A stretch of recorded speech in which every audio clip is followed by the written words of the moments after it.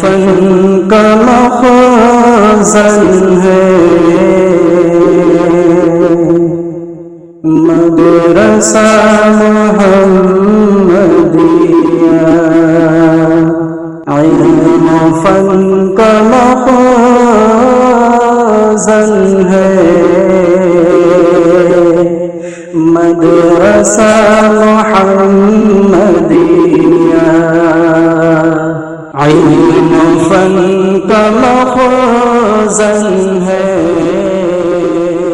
مدرسہ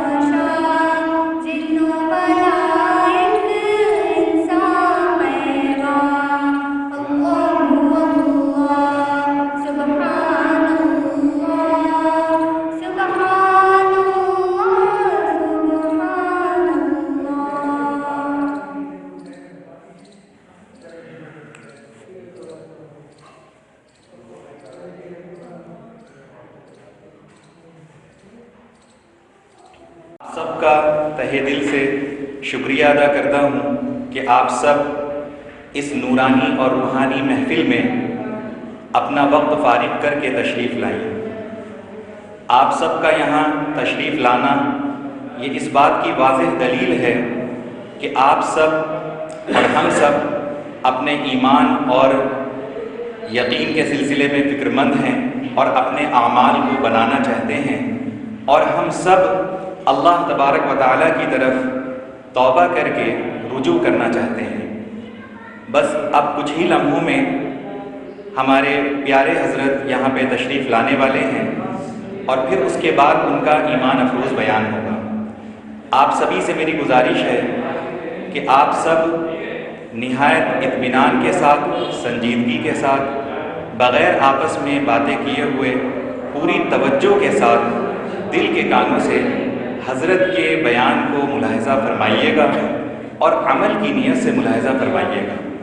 اللہ تعالی ہم سب کے لیے اس جلسے کو کامیابی کا ذریعہ بنائے، ہم سب کے ایمان اور اعمال میں ترقی کا ذریعہ بنائے، اور ہم سب جو بھی باتیں یہاں پہ سنیں اور سیکھیں اس کو دوسروں تک بھی پہنچائیں، اور اپنے گھر کو بھی ہم سب جنت کا نمونہ بنائیں۔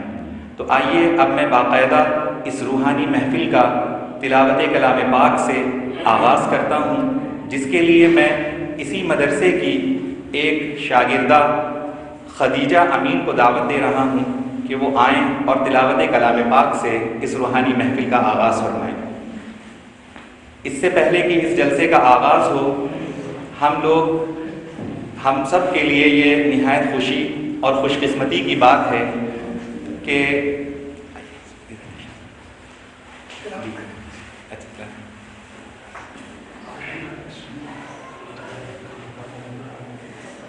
خدیجہ امین آئیں اور تلاوت کلام پاک پیش کریں۔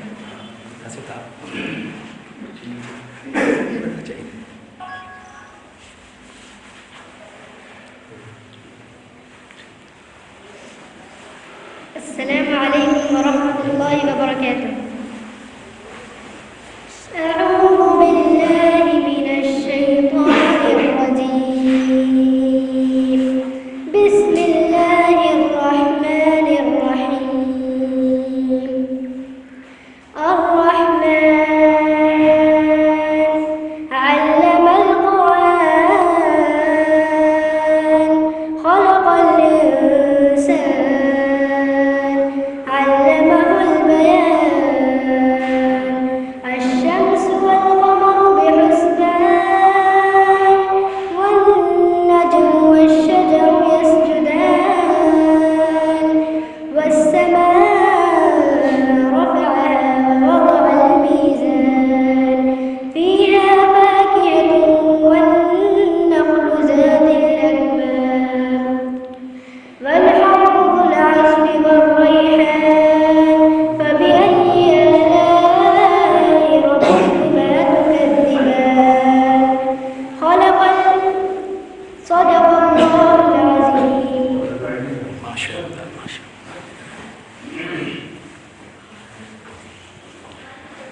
ماشاء اللہ، بہت خوب۔ اور الحمدللہ اب باقاعدہ اس روحانی محفل کا آغاز ہو چکا ہے، اور اس پیاری سی ننھی منھی بچی نے تلاوت کلام پاک سے اس جلسے کا آغاز کر دیا ہے۔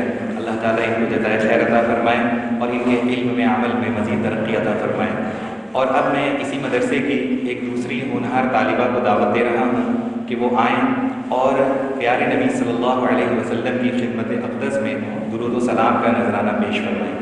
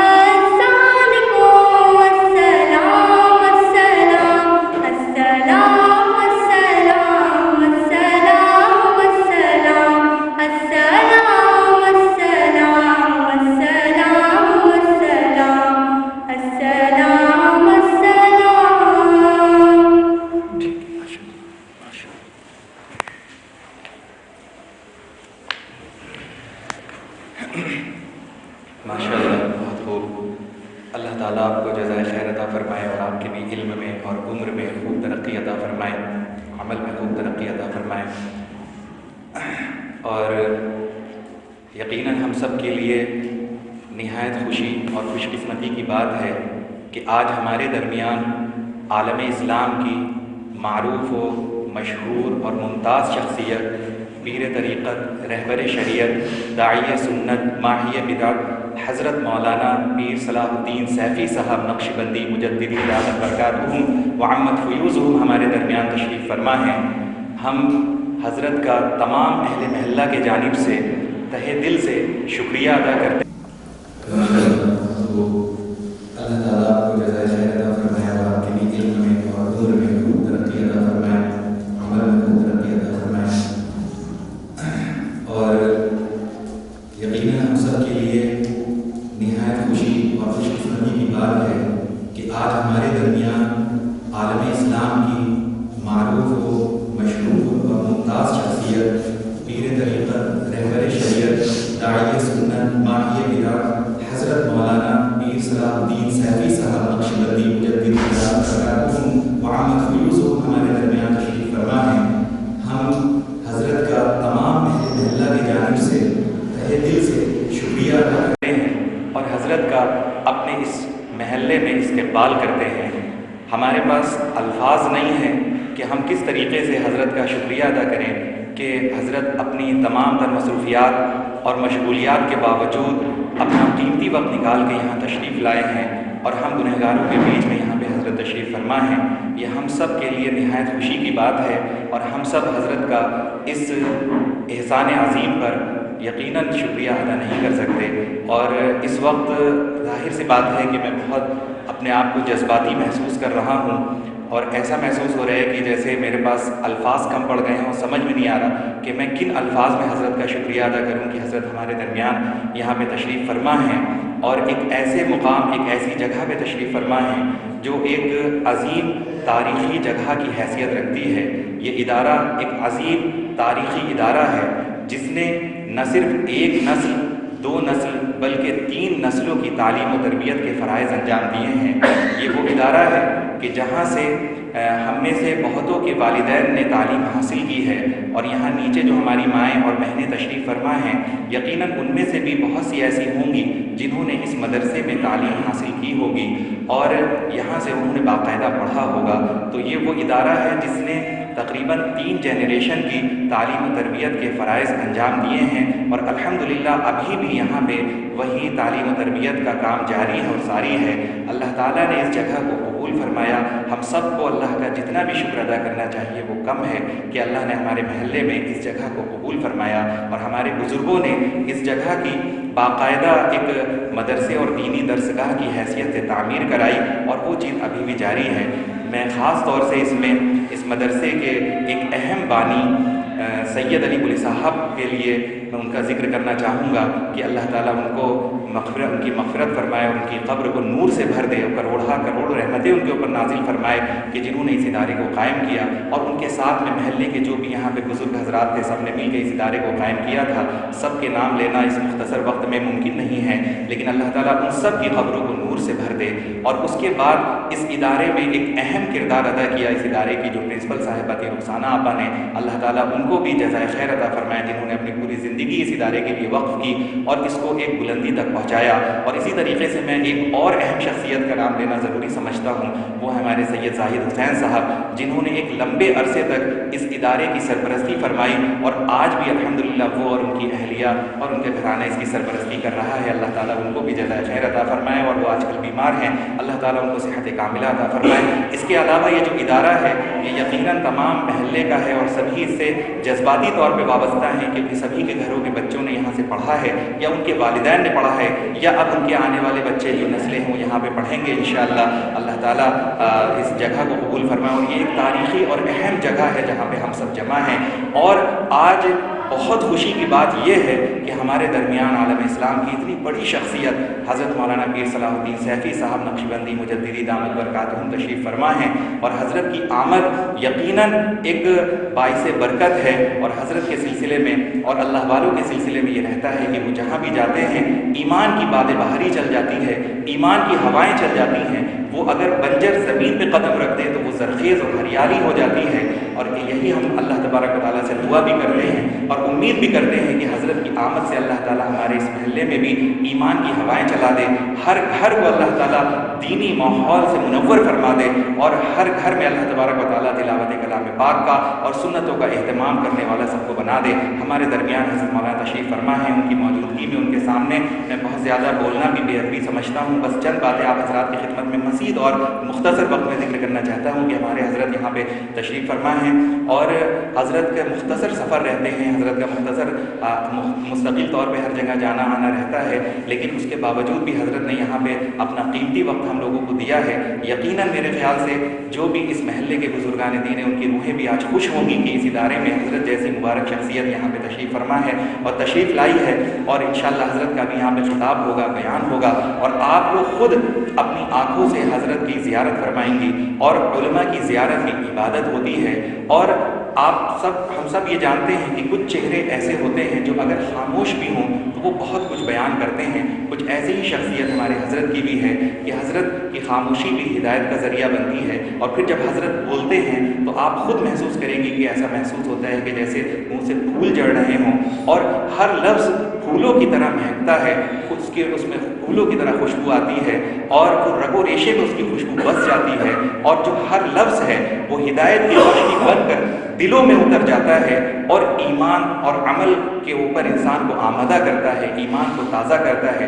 روح کو غذا ملتی ہے، دل کو سکون ملتا ہے، اور ایمان تازہ ہوتا ہے۔ ابھی آپ سب خود انشاءاللہ اس کا بچشم خود ملاحظہ فرمائیں گی، لہٰذا میری آپ سب سے بس یہی گزارش ہے کہ بہت غور سے اور توجہ کے ساتھ میں حضرت کی بات کو سنیے گا، اور عمل کی نیت سے سنیے گا، دل کے کانوں سے سنیے گا، اور اللہ سے دعا کے ساتھ سنیے گا کہ اللہ تبارک و تعالیٰ ہم سب کو حضرت کی ہر بات پہ عمل کرنے کی کما حقہ توفیق عطا فرمائے، اور حضرت سے ہم سب کو زیادہ سے زیادہ استفادے کی توفیق عطا فرمائے۔ حضرت ہمارے یہاں پہ تشریف فرما ہیں، ہم حضرت سے تمام تر احترام کے واجبات کے ساتھ گزارش کر رہے ہیں کہ حضرت اپنے مواعظ حسنہ سے ہم سب کو مستفید کریں۔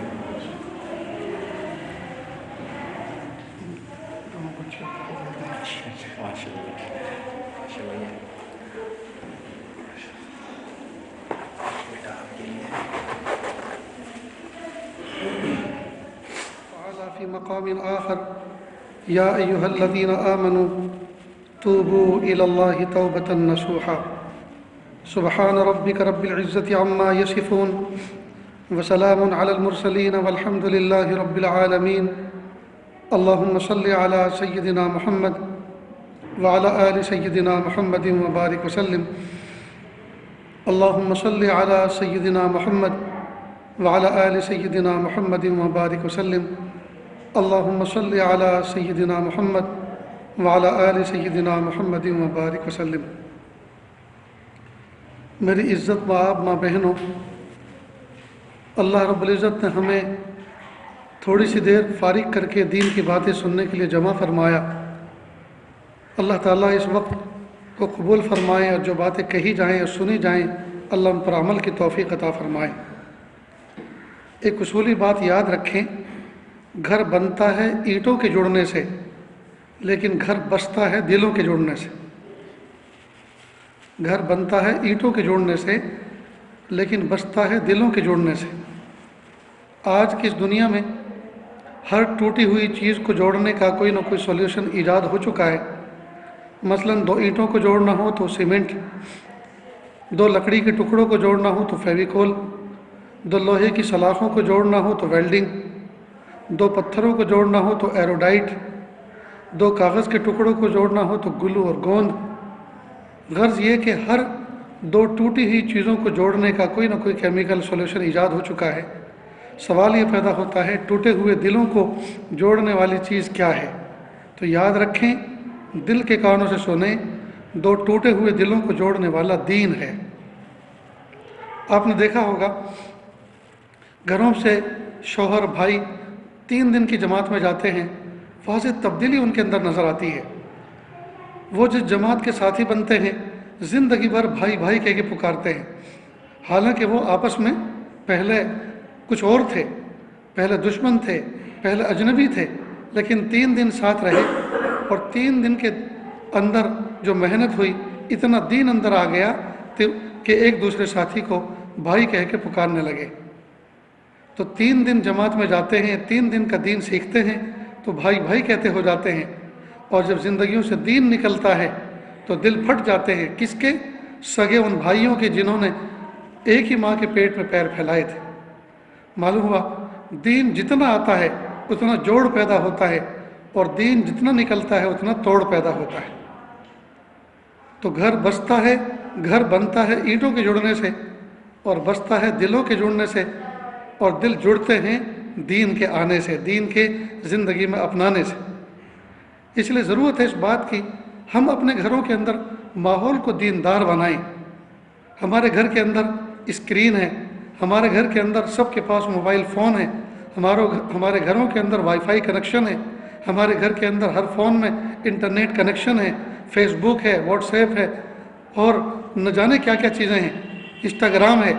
ہر وقت ہر آدمی اسی میں لگا ہوا ہے، کوئی انسٹاگرام میں لگا ہوا ہے، کوئی فیس بک پہ لگا ہوا ہے، کوئی واٹس ایپ پہ لگا ہوا ہے، اور قیمتی رات اور دن اسی میں ضائع کر رہے ہیں، قیمتی رات اور دن اسی میں ضائع کر رہے ہیں، اور جس کی وجہ سے ہمارے گھر بنے بنائے ہمارے گھر اجڑ رہے ہیں، بنے بنائے ہمارے دل جو ہے ویران ہو رہے ہیں۔ آج بچیوں کو یہ فرصت نہیں ہے کہ گھر کا کام کریں، بچیوں کو یہ فرصت نہیں ہے گھر کا کام کریں، ہاں اتنی فرصت ہے کہ وہ انسٹاگرام پہ ریل بنا کے اپلوڈ کریں۔ ان کو اتنی فرصت نہیں ہے کہ ماں باپ کی خدمت کریں اور ان کی دعائیں لیں، بس ان کو اتنی فرصت ہے کہ وہ دنیا بھر کے فیس بک کے اکاؤنٹ کھولیں، ان کو فالو کریں۔ تو ضرورت اس بات کی ہے کہ ہم اپنی اصلیت کو پہچانیں، اور ہم اپنے منشے کو پہچانیں کہ اللہ پاک نے ہمیں کیوں پیدا فرمایا۔ اللہ پاک نے مجھے اور آپ کو اس لیے پیدا کیا تاکہ ہم اللہ تعالیٰ کی معرفت اور محبت حاصل کریں۔ ایک روایت کے مطابق تقریباً اللہ پاک نے 18,000 مخلوق پیدا فرمائی، ان 18,000 مخلوق کے اندر ایک قسم انسانوں کی بھی ہے، اور اسی قسم میں میں اور آپ بھی ہیں۔ سوال یہ پیدا ہوتا ہے کہ اللہ پاک نے انسانوں کو کیوں پیدا فرمایا؟ تو انسانوں کو پیدا کرنے کا مقصد ہے اللہ کی محبت اور معرفت حاصل کرنا۔ اللہ نے ہمیں اس لیے پیدا کیا تاکہ ہم اللہ کی محبت حاصل کریں اور اللہ کی معرفت حاصل کریں، یہ ہے اصل مقصد۔ لیکن ہم میں سے کتنے ہیں جو اس مقصد پہ پورے اتر رہے ہیں؟ کتنے ہیں جو صبح سے شام تک اور شام سے صبح تک اس مقصد کو پورا کرنے کی طرف توجہ دے رہے ہیں؟ ظاہری بات ہے نتیجہ بالکل 0/0 نکل رہا ہے۔ تو ضرورت ہے اس بات کی ہم اپنے دلوں کو آباد کریں، ہم اپنے دلوں کو آباد کریں، اوقات کی قدر دانی کریں۔ ہیرے اور جواہرات، سونے اور چاندی کے ٹکڑوں سے زیادہ قیمتی ہماری ایک ایک لمحہ، ایک ایک گھڑی، ایک ایک سیکنڈ، اور ایک ایک گھنٹہ، ایک ایک دن، ایک ایک صبح اور ایک ایک شام ہے۔ لیکن افسوس کی بات ہے زندگی کے کتنے قیمتی لمحات ہمارے ایسے ضائع ہو گئے۔ جی آج کا دن ہم نے صبح کی تھی، آج ظہر کے بعد کا وقت ہے، آدھے دن میں ہم نے کیا کھویا اور کیا پایا، ہم تمام اچھی طرح سے اپنا حساب کتاب کر سکتے ہیں۔ ہمارے ایک مرید ہیں شہر بڑودہ کے اندر، نوجوان بچہ ہے، اس کے والد صاحب چھوٹے موٹے بلڈر ہیں، وہ خود ٹیکسی پرووائڈ کرتا ہے، اور اس کی والدہ لیڈیز جم چلاتی ہے۔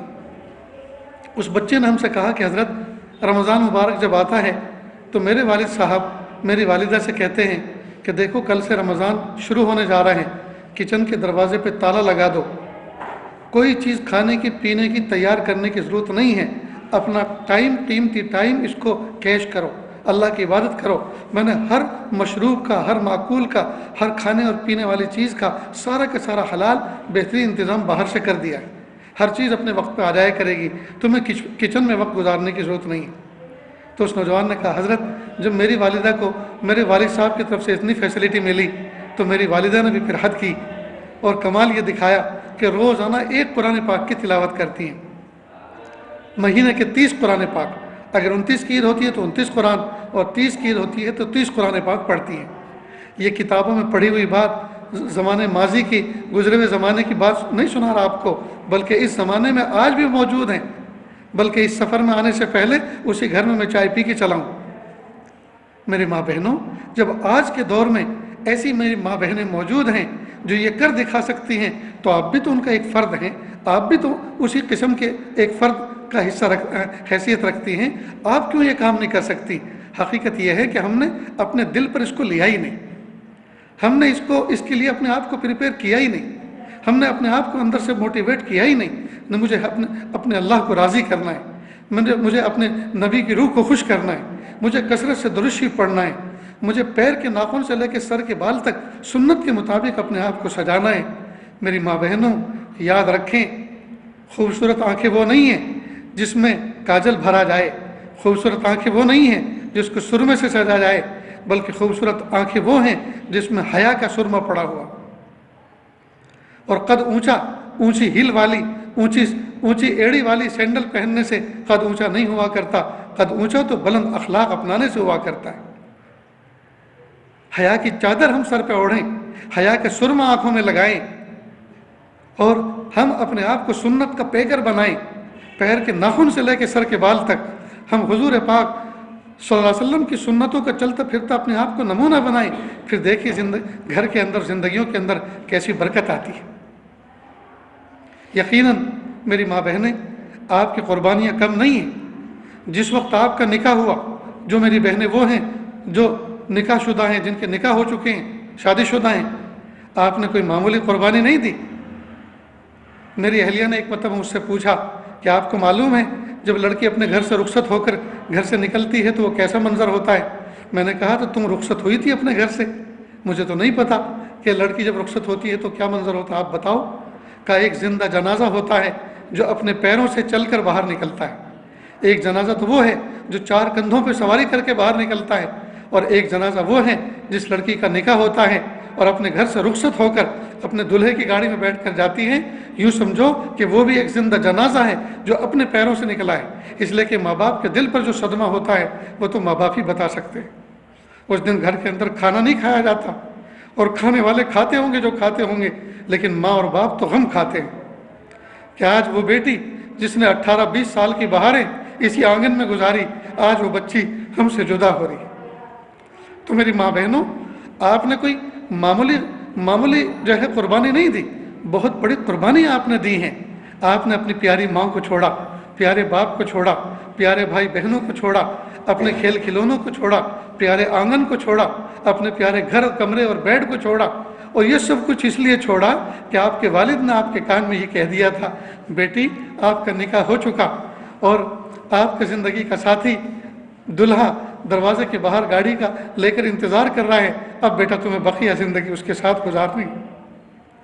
جب یہ بات باپ نے کہہ دی تو بیٹی بھاری قدموں کے ساتھ اٹھی اللہ کا حکم پورا کرنے کے لیے کہ جب میرے ابا نے میرے کان میں اللہ کا حکم سنا دیا، اب مجھے زندگی بھر اس حکم پر عمل کرنا ہے، لہٰذا وہ چل کر جاتی ہے تو کتنی بڑی قربانی ہوتی ہے۔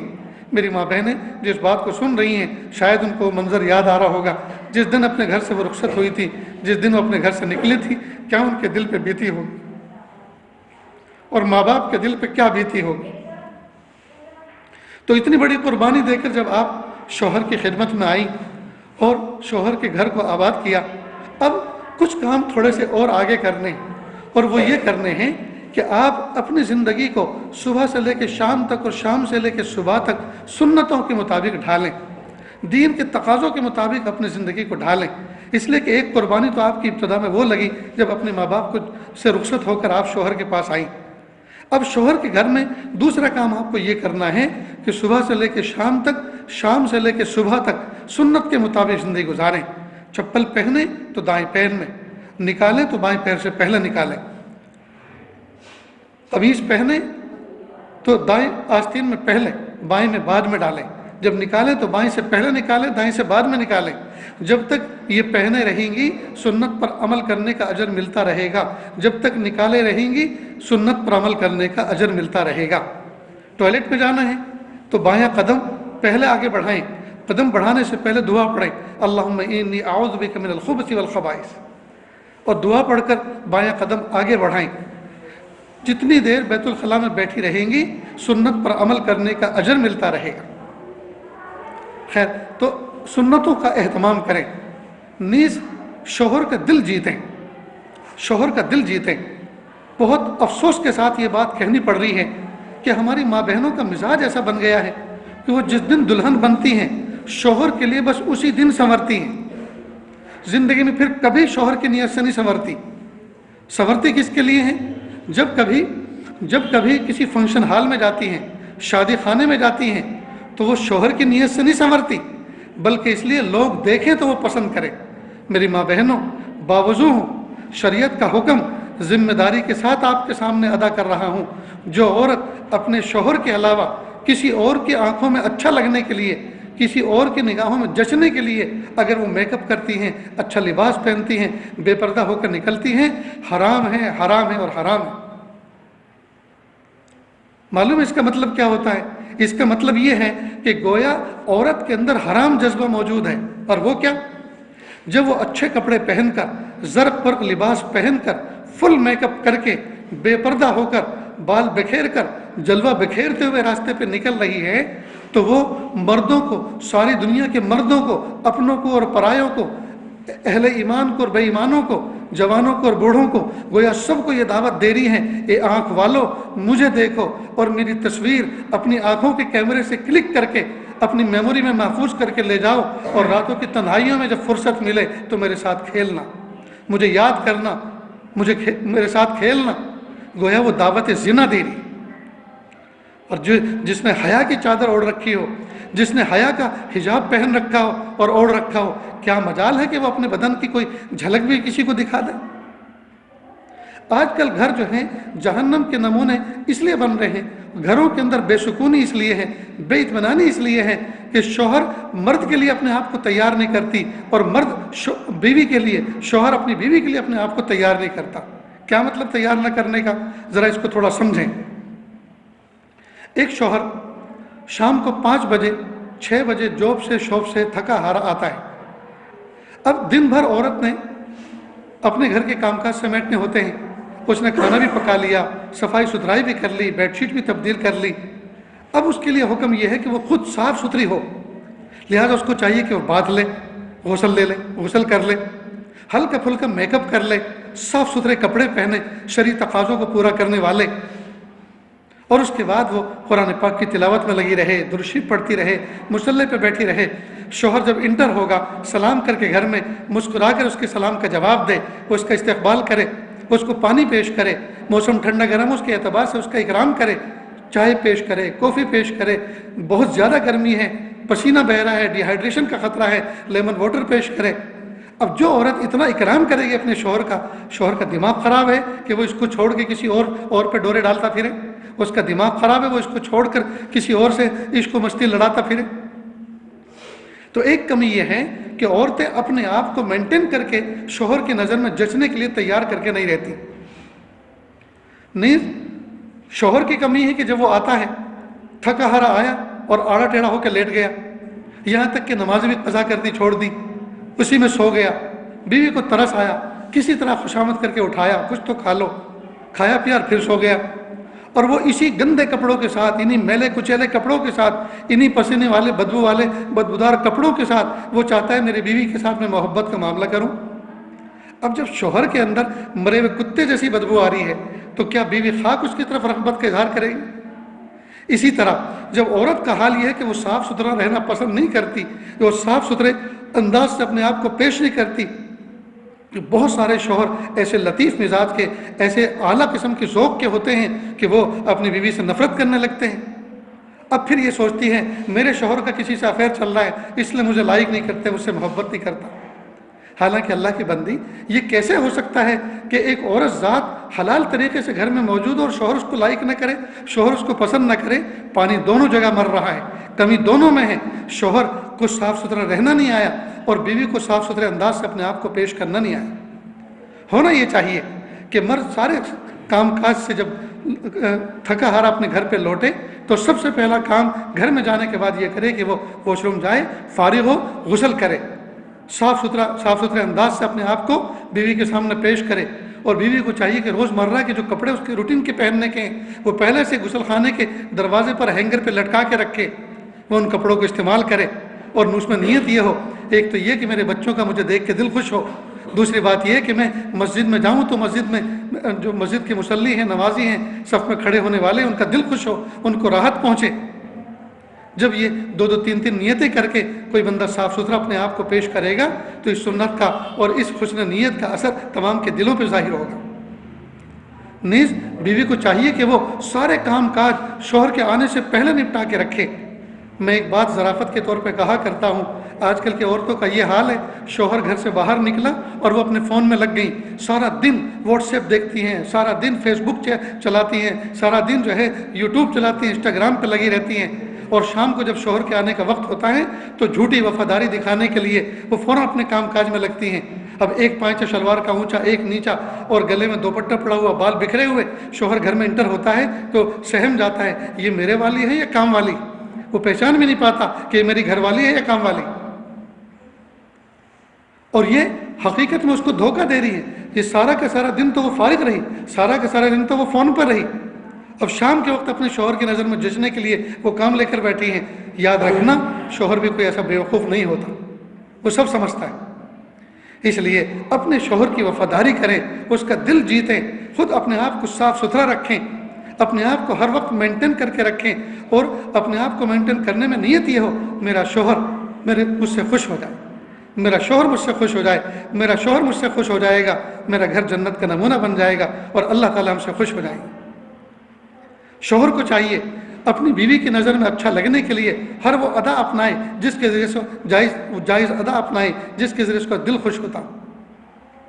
لیکن بہت افسوس کے ساتھ یہ کہنا پڑ رہا ہے، شوہر کو شوہر بننا نہیں آیا اور بیوی کو بیوی بن کر رہنا نہیں آیا۔ شوہر کا حال یہ ہے، ساری دنیا کو ہیلو ہائی کرے گا، راستے میں مسکرا کے سلام کرے گا، چائے پانی کا پوچھے گا، اکرام کرے گا، سب کچھ، اور گھر میں داخل جب ہوگا تو کمانڈر بن کر آئے گا، منہ بنا کر، منہ بگاڑ کر آتا ہے جیسے کوئی کڑوی دوائی پی کر آیا، سیدھے منہ سے بات نہیں کرتا۔ چھوٹے چھوٹے معصوم بچے ابو ابو کہہ کے پکارتے ہیں، ان کو دھتکار دیتا ہے، چلو پرے ہٹو۔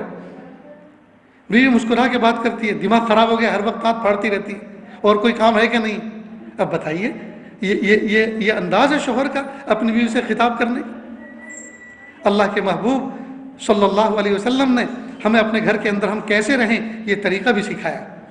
محبوب صلی اللہ علیہ وسلم جب گھر کے باہر سے اندر تشریف لاتے، مسکراتے ہوئے چہرے کے ساتھ، خندہ پیشانی کے ساتھ سلام کرتے ہوئے گھر میں داخل ہوتے تھے۔ ہم میں سے کتنے ہیں جو خندہ پیشانی کے ساتھ ٹینشن فری گھر میں داخل ہوتے ہیں؟ لڑتے ہیں دکان پر، لڑتے ہیں جاب شاپ پر، لڑتے ہیں سائٹ پر، اور غصہ لے کے آتے ہیں گھر میں اور اتارتے اپنے بیوی بچوں پر۔ یہ کتنی بری بات ہے۔ سارے کے سارے ٹینشن گھر کی دہلیز کے باہر چھوڑ دینے چاہیے، اور مسکراتے ہوئے خندہ پیشانی کے ساتھ بہترین انداز سے گھر کے اندر انٹری مارنی چاہیے، انٹری لینی چاہیے، اور السلام علیکم مسکراتے ہوئے چہرے کے ساتھ بلند آواز سے گھر میں داخل ہوں تاکہ گھر والوں کے سارے غم دور ہو جائیں۔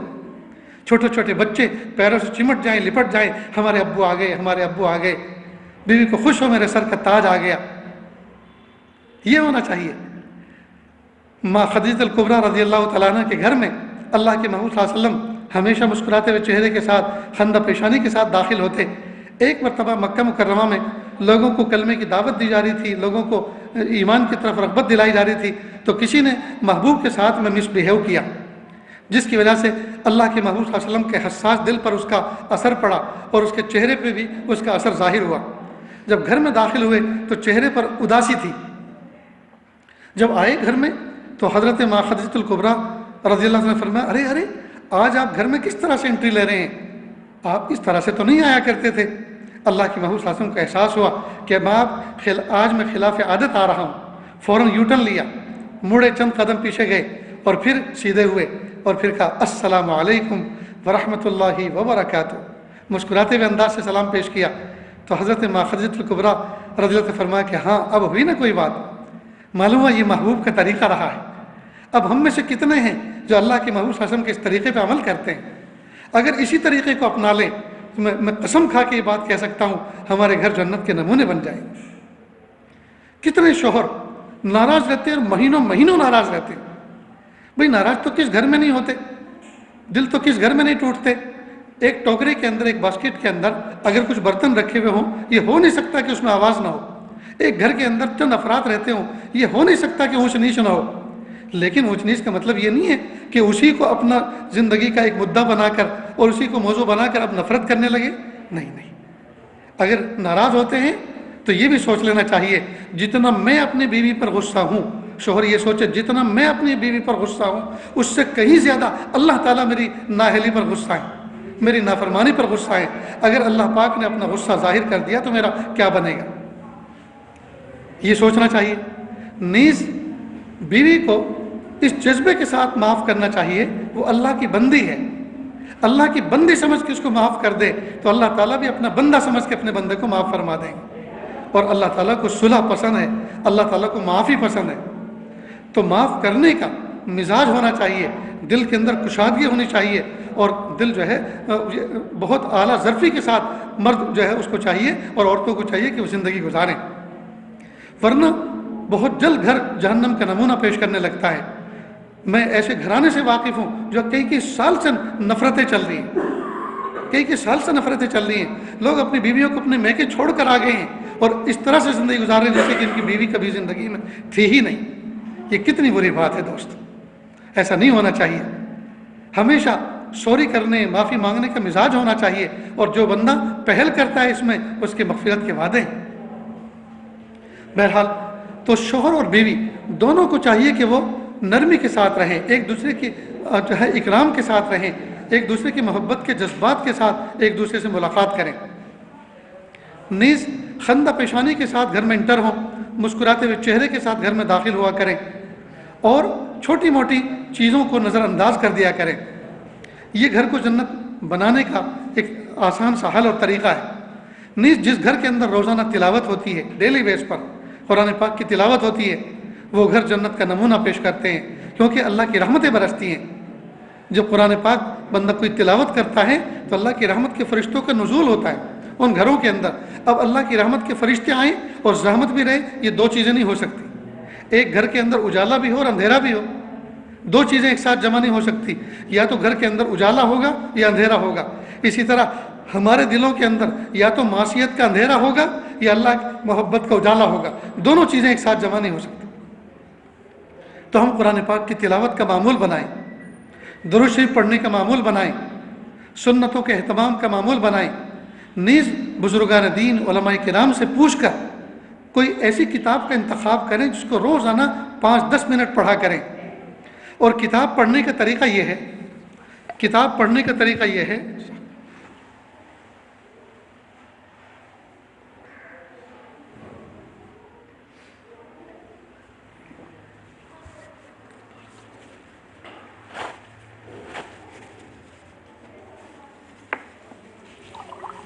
کتاب پڑھنے کا طریقہ یہ ہے کہ ایک سینٹنس کو، ایک فقرے کو، ایک پیراگراف کو آپ 3 مرتبہ پڑھیں. ایک فقرہ آپ نے پڑھا، پیراگراف پڑھا، پڑھنے کے بعد کہیں بچوں بہت پیاری بات کہی، اس کو پھر سنیں. تو جیسے آپ یہ کہیں گے رک کر، تو ہو سکتا ہے کہ پہلی مرتبہ جو آپ نے پڑھا تو اس کو غفلت سے سنا ہو، جب دوبارہ پڑھیں گے تو وہ سب کیسے متوجہ ہو جائیں گے. مزید کئی مرتبہ امتحان لینے کے لیے کسی بچے سے یہ بھی کہہ سکتے یہ جو میں نے پڑھا آپ نے اس کو کیا سمجھا، تو ایک دم سے خیال آئے گا اوہو میں نے تو غفلت کے ساتھ سنا تھا. اب جب غفلت کے ساتھ سنا اور وہ بتا نہیں سکے تو آپ کہیں دیکھو یہی حاضر رہا کرو، بیٹھے یہاں رہتے ہیں اور دماغ کہیں اور جگہ پرواز کرتا ہے تو یہ چیز ٹھیک نہیں. تو اس طرح سے حضوری قلب کے ساتھ وہ سننے والے بنیں. ورنہ کئی مرتبہ بہت آسان ہوتا ہے، تعلیم کے حلقے میں بیٹھ گئے، تعلیم چل رہی ہے اور کئی مرتبہ کسی کی پشت کے پیچھے بیٹھ کے فون چل رہا ہے، کسی پشت کے پیچھے بیٹھ کر جو ہے میسیجز چل رہے ہیں. تو وہ تعلیم نہیں، وہ تعلیم کرنے والا اس کو ثواب مل رہا ہوگا، اس کو فائدہ ہو رہا ہوگا، سننے والوں کو تو دھیلے کا بھی فائدہ نہیں. کیوں؟ اس لیے کہ وہ سن کہاں رہے ہیں، وہ تو بس بیٹھے ہوئے ہیں، جسمانی حاضری لگائے ہوئے ہیں، روحانی حاضری ان کی کہاں ہے. اس لیے آج کل مجالس کے اندر جو نفع نہیں ہو رہا اس کی ایک بہت بڑی وجہ یہ ہے کہ سننے والے بغیر نیت کے بیٹھ رہے ہیں اور بغیر تیاری کے بیٹھ رہے ہیں، بغیر ارادے کے بیٹھ رہے ہیں، بغیر دعا کے بیٹھ رہے ہیں. بس حاضری لگا کے آ رہے ہیں کہ ہم بیان میں گئے تھے، ہم تعلیم میں گئے تھے. باقی ان کو یہ بھی پتہ نہیں ہے ابتدا میں کیا کہا تھا، درمیان میں کیا کہا تھا، انتہا میں کیا کہا تھا، واقعہ کیا سنایا تھا، اس سے نتیجہ کیا نکالا تھا، ان کو کچھ پتہ نہیں۔ بس وہ چند چہرے دیکھ کر مسافے کر کے گلے مل کر معانقے کر کے وہ چلے آئے اور اپنے گھر کی دعوت ایک دوسرے کو بانٹ دی، ہمارے گھر آنا، بہت دن ہو گئے آپ کو دیکھا نہیں ہے، ہمارے گھر نہیں آئے، ہمارے گھر کی آپ نے چائے نہیں پی، پیالی آپ کا انتظار کر رہی ہے۔ بس یہ رسمی طور پر یہ ساری باتیں کہہ کر آ جائیں گی، باقی دین کی محفلوں میں دھیلے کا بھی نفع نہیں ہو رہا۔ نفع اس لیے نہیں ہو رہا، نہ تو یہ نیت کر کے بیٹھ رہے ہیں پیارے اللہ آج کی اس مجلس میں کوئی ایسی بات سنا دیجئے جو کانوں کے راستے سے دل پر جا کر اثر انداز ہو اور دل پر ایسی لگے کہ اس کا اثر زندگی بھر باقی رہ جائے۔ یہ نیت ہونی چاہیے، یہ دعا ہونی چاہیے، لیکن ایسی نیت کر کے ایسی دعا کر کے دینی محفلوں میں شرکت ہی نہیں کر رہے تو کہاں سے نفع ہوگا؟ اس لیے میری ماں بہنوں، اپنے گھر کے اندر اپنے گھر کو جنت کا نمونہ بنانے کے لیے گھر کے اندر کسی نہ کسی کتاب کی تعلیم کا وقت جاری کریں، چاہے عشاء بعد ہو چاہے مغرب بعد ہو، سب کے سب جب مل کے دسترخوان پہ بیٹھ کے کھائیں تو اسی وقت جو ہے تھوڑی دیر کے بعد ہاتھ دھو کر وہیں بیٹھ جائیں کہ بھئی کچھ بات سن لو، اس لیے کہ ابھی بیٹھنے کا مزاج بنا ہوا ہے۔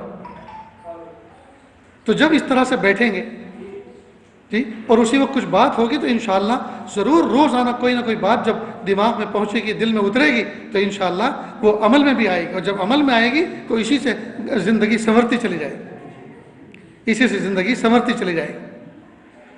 اب یہ مطالعہ کرنے کا خود بھی مزاج بنائیں، بزرگوں کی کتابیں ملفوظات ان کے پڑھیں، اس سے روح کے اندر تازگی آتی ہے، اور بزرگان دین کی نیک صحبت کا یہ نعم البدل ہے، ان کی کتابوں کا پڑھنا، ان کی کتابوں کا پڑھنا بھی ایسا ہے جیسے کہ اس بزرگ کی خدمت میں ہم بیٹھے رہے۔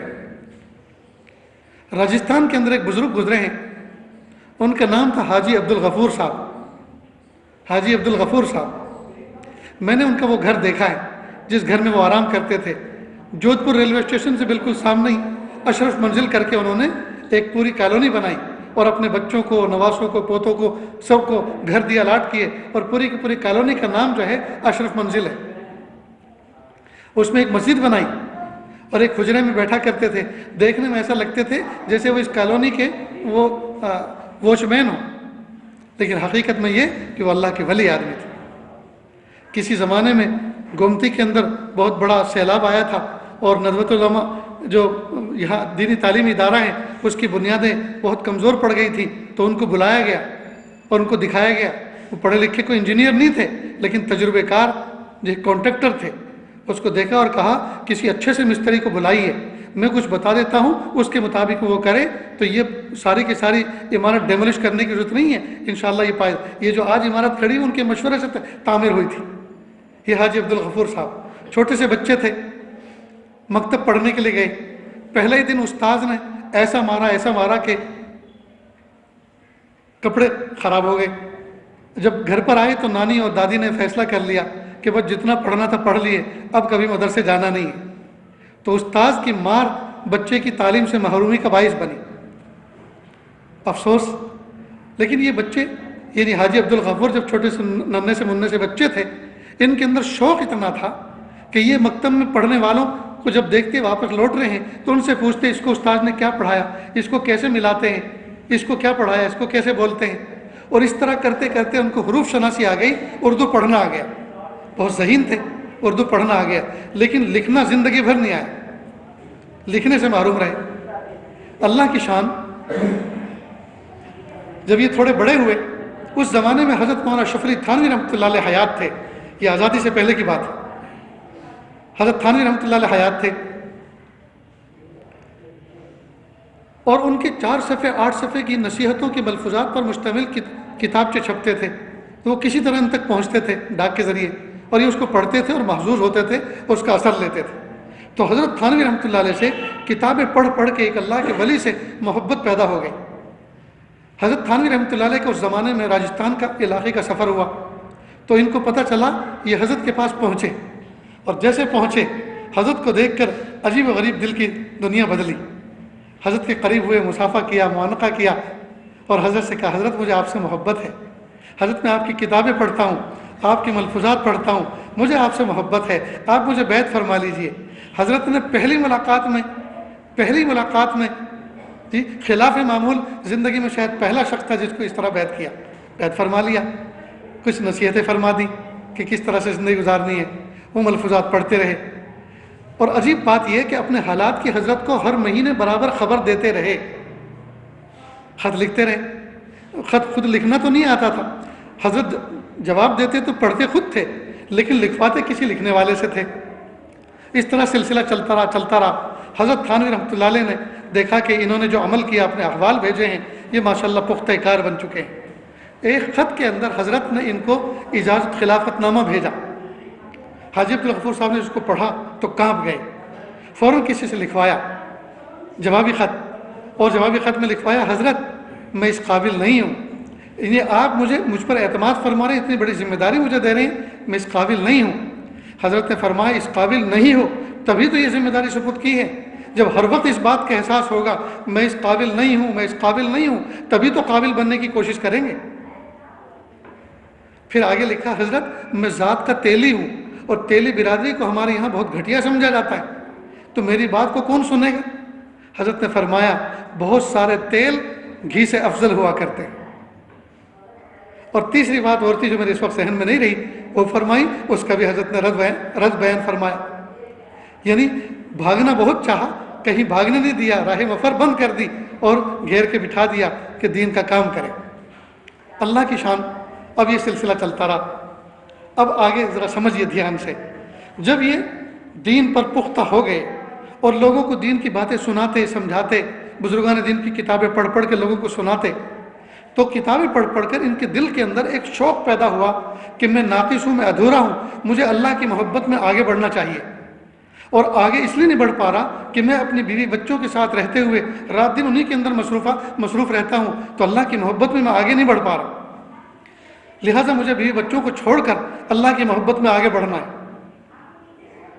لیکن پھر خیال آیا بیوی بچوں کا نان نفقہ، ان کا خرچہ صرفہ، یہ تو میرے ذمہ حقوق واجبہ میں سے ہیں، ان کو چھوڑ کے میں کیسے جا سکتا ہوں؟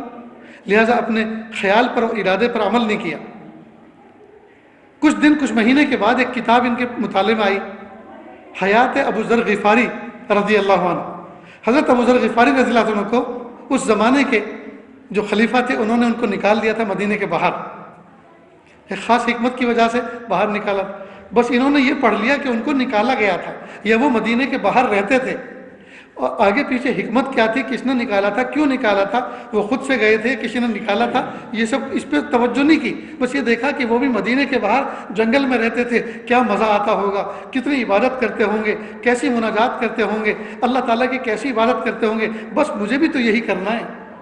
تو وہ ارادہ پھر سے جنم لیا اور پھر سے تازہ ہوا، اور چنانچہ رات کو گھر میں گئے، بیوی بچے سارے کے سارے سو رہے تھے، سب کو ایک نظر دیکھا، گھر کے اندر کل جمع پونجی 40 روپے کی شکل میں تھی، اس میں سے 4 یا 5 روپے نکالے سفر خرچ کے طور پر، بقیہ سب چھوڑ دیے اور بچوں کو اللہ حافظ کر کے نکل گئے سفر پر۔ سوچا سامنے ریلوے اسٹیشن ہے گھر کے، یہاں سے اگر بیٹھوں گا دہلی کی طرف جانا تھا، ارادہ یہ تھا کہ پہلے تھانہ بھون جاؤں گا، شیخ کی خدمت میں لمبی مدت رہوں گا، اس کے بعد صحرا دریا جنگل اللہ کی محبت میں گھومتا پھروں گا، ارادہ یہ تھا۔ اب سوچا اگر سامنے گھر کے سامنے جو اسٹیشن ہے یہاں سے بیٹھتا ہوں ٹرین میں، تو جب میری ڈھونڈ مچے گی تو ہو سکتا ہے کوئی دیکھنے والا کہہ دے میں نے فلاں رات کو اتنے بجے فلاں ٹرین میں ادھر کو جاتے ہوئے دیکھا تھا، چڑھتے ہوئے، تو ہو سکتا ہے لوگ اسی سمت میں مجھے تلاش کرنا شروع کریں اور آ لیں، مجھے پکڑ لیں۔ لہٰذا 40 میل پیدل چلے اور دور کسی ان نون اسٹیشن سے کسی ٹرین کو پکڑ کر دہلی پہنچے۔ رات بھر ٹرین کا سفر ہوا، صبح میں پہنچے، تحقیق کی پتہ چلا سہارنپور کی طرف جانے والی، تھانہ بھون کی طرف جانے والی ٹرین شام کو 6 بجے۔ اب صبح سے لے کے شام تک کا وقت کیسے گزارے؟ تو ایک مسجد میں پڑے رہے، 2 کتابیں ساتھ میں لی تھی، ایک کلیات امدادیہ اور ایک حضرت تھانوی رحمۃ اللہ علیہ کے ملفوظات پر مشتمل کوئی کتاب۔ اللہ کی شان، کتاب پڑھتے رہے، کلیات امدادیہ پڑھتے رہے، ایک حکایت پہ نظر پڑی۔ حضرت حاجی امداد اللہ مہاجر مکی رحمۃ اللہ علیہ نے ایک حکایت لکھی کہ ایک نوجوان شخص کے دل میں یہ شوق پیدا ہوا کہ مجھے اللہ کی محبت میں آگے بڑھنا ہے، لہذا اپنی بیوی کو طلاق دے کر، گھر کو چھوڑ کر، علاقے کو چھوڑ کر اللہ کی محبت میں نکل گیا۔ ایک لمبی مدت گھومتا رہا، پھرتا رہا۔ ایک دن ارادہ ہوا کہ اپنے گاؤں چلتا ہوں، لہذا گاؤں میں جیسے انٹر ہوا، ایک شخص کی نظر اس پہ پڑی، اس نے سوچا یہ کوئی درویش ہے، یہ کوئی درویش ہے، کوئی اللہ کا ولی ہے۔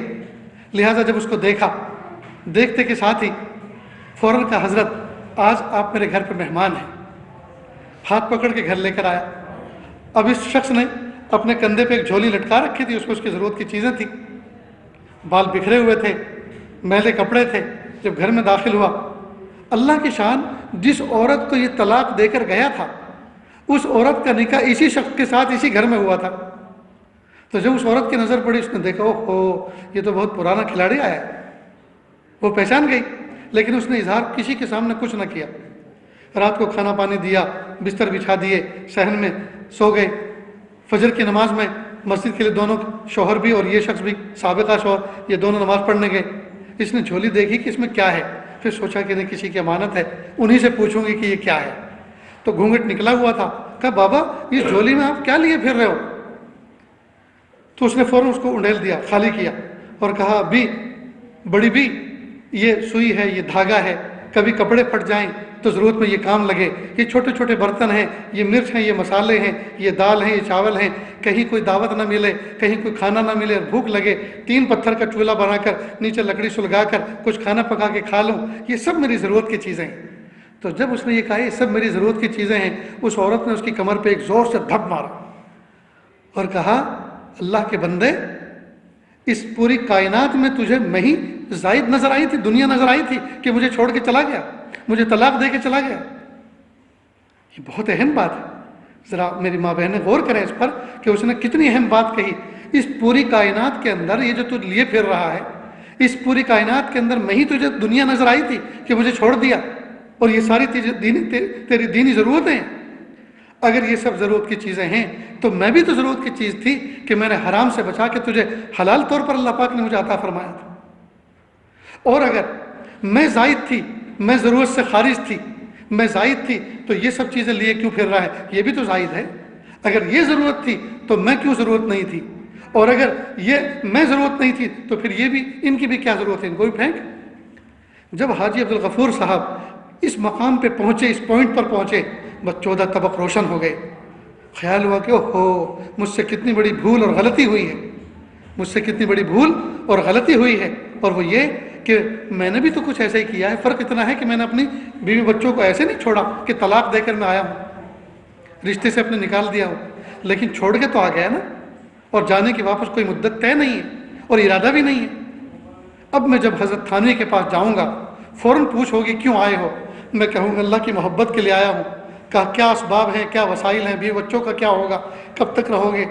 جب کھود کرید ہوگی اور میرے پاس تو اس کا کوئی جواب نہیں ہے، تو سب کے سامنے ڈانٹا جاؤں گا وہ الگ، سب کے سامنے مجھے کھدیڑا جائے گا وہ الگ، رسوائی ہوگی وہ الگ۔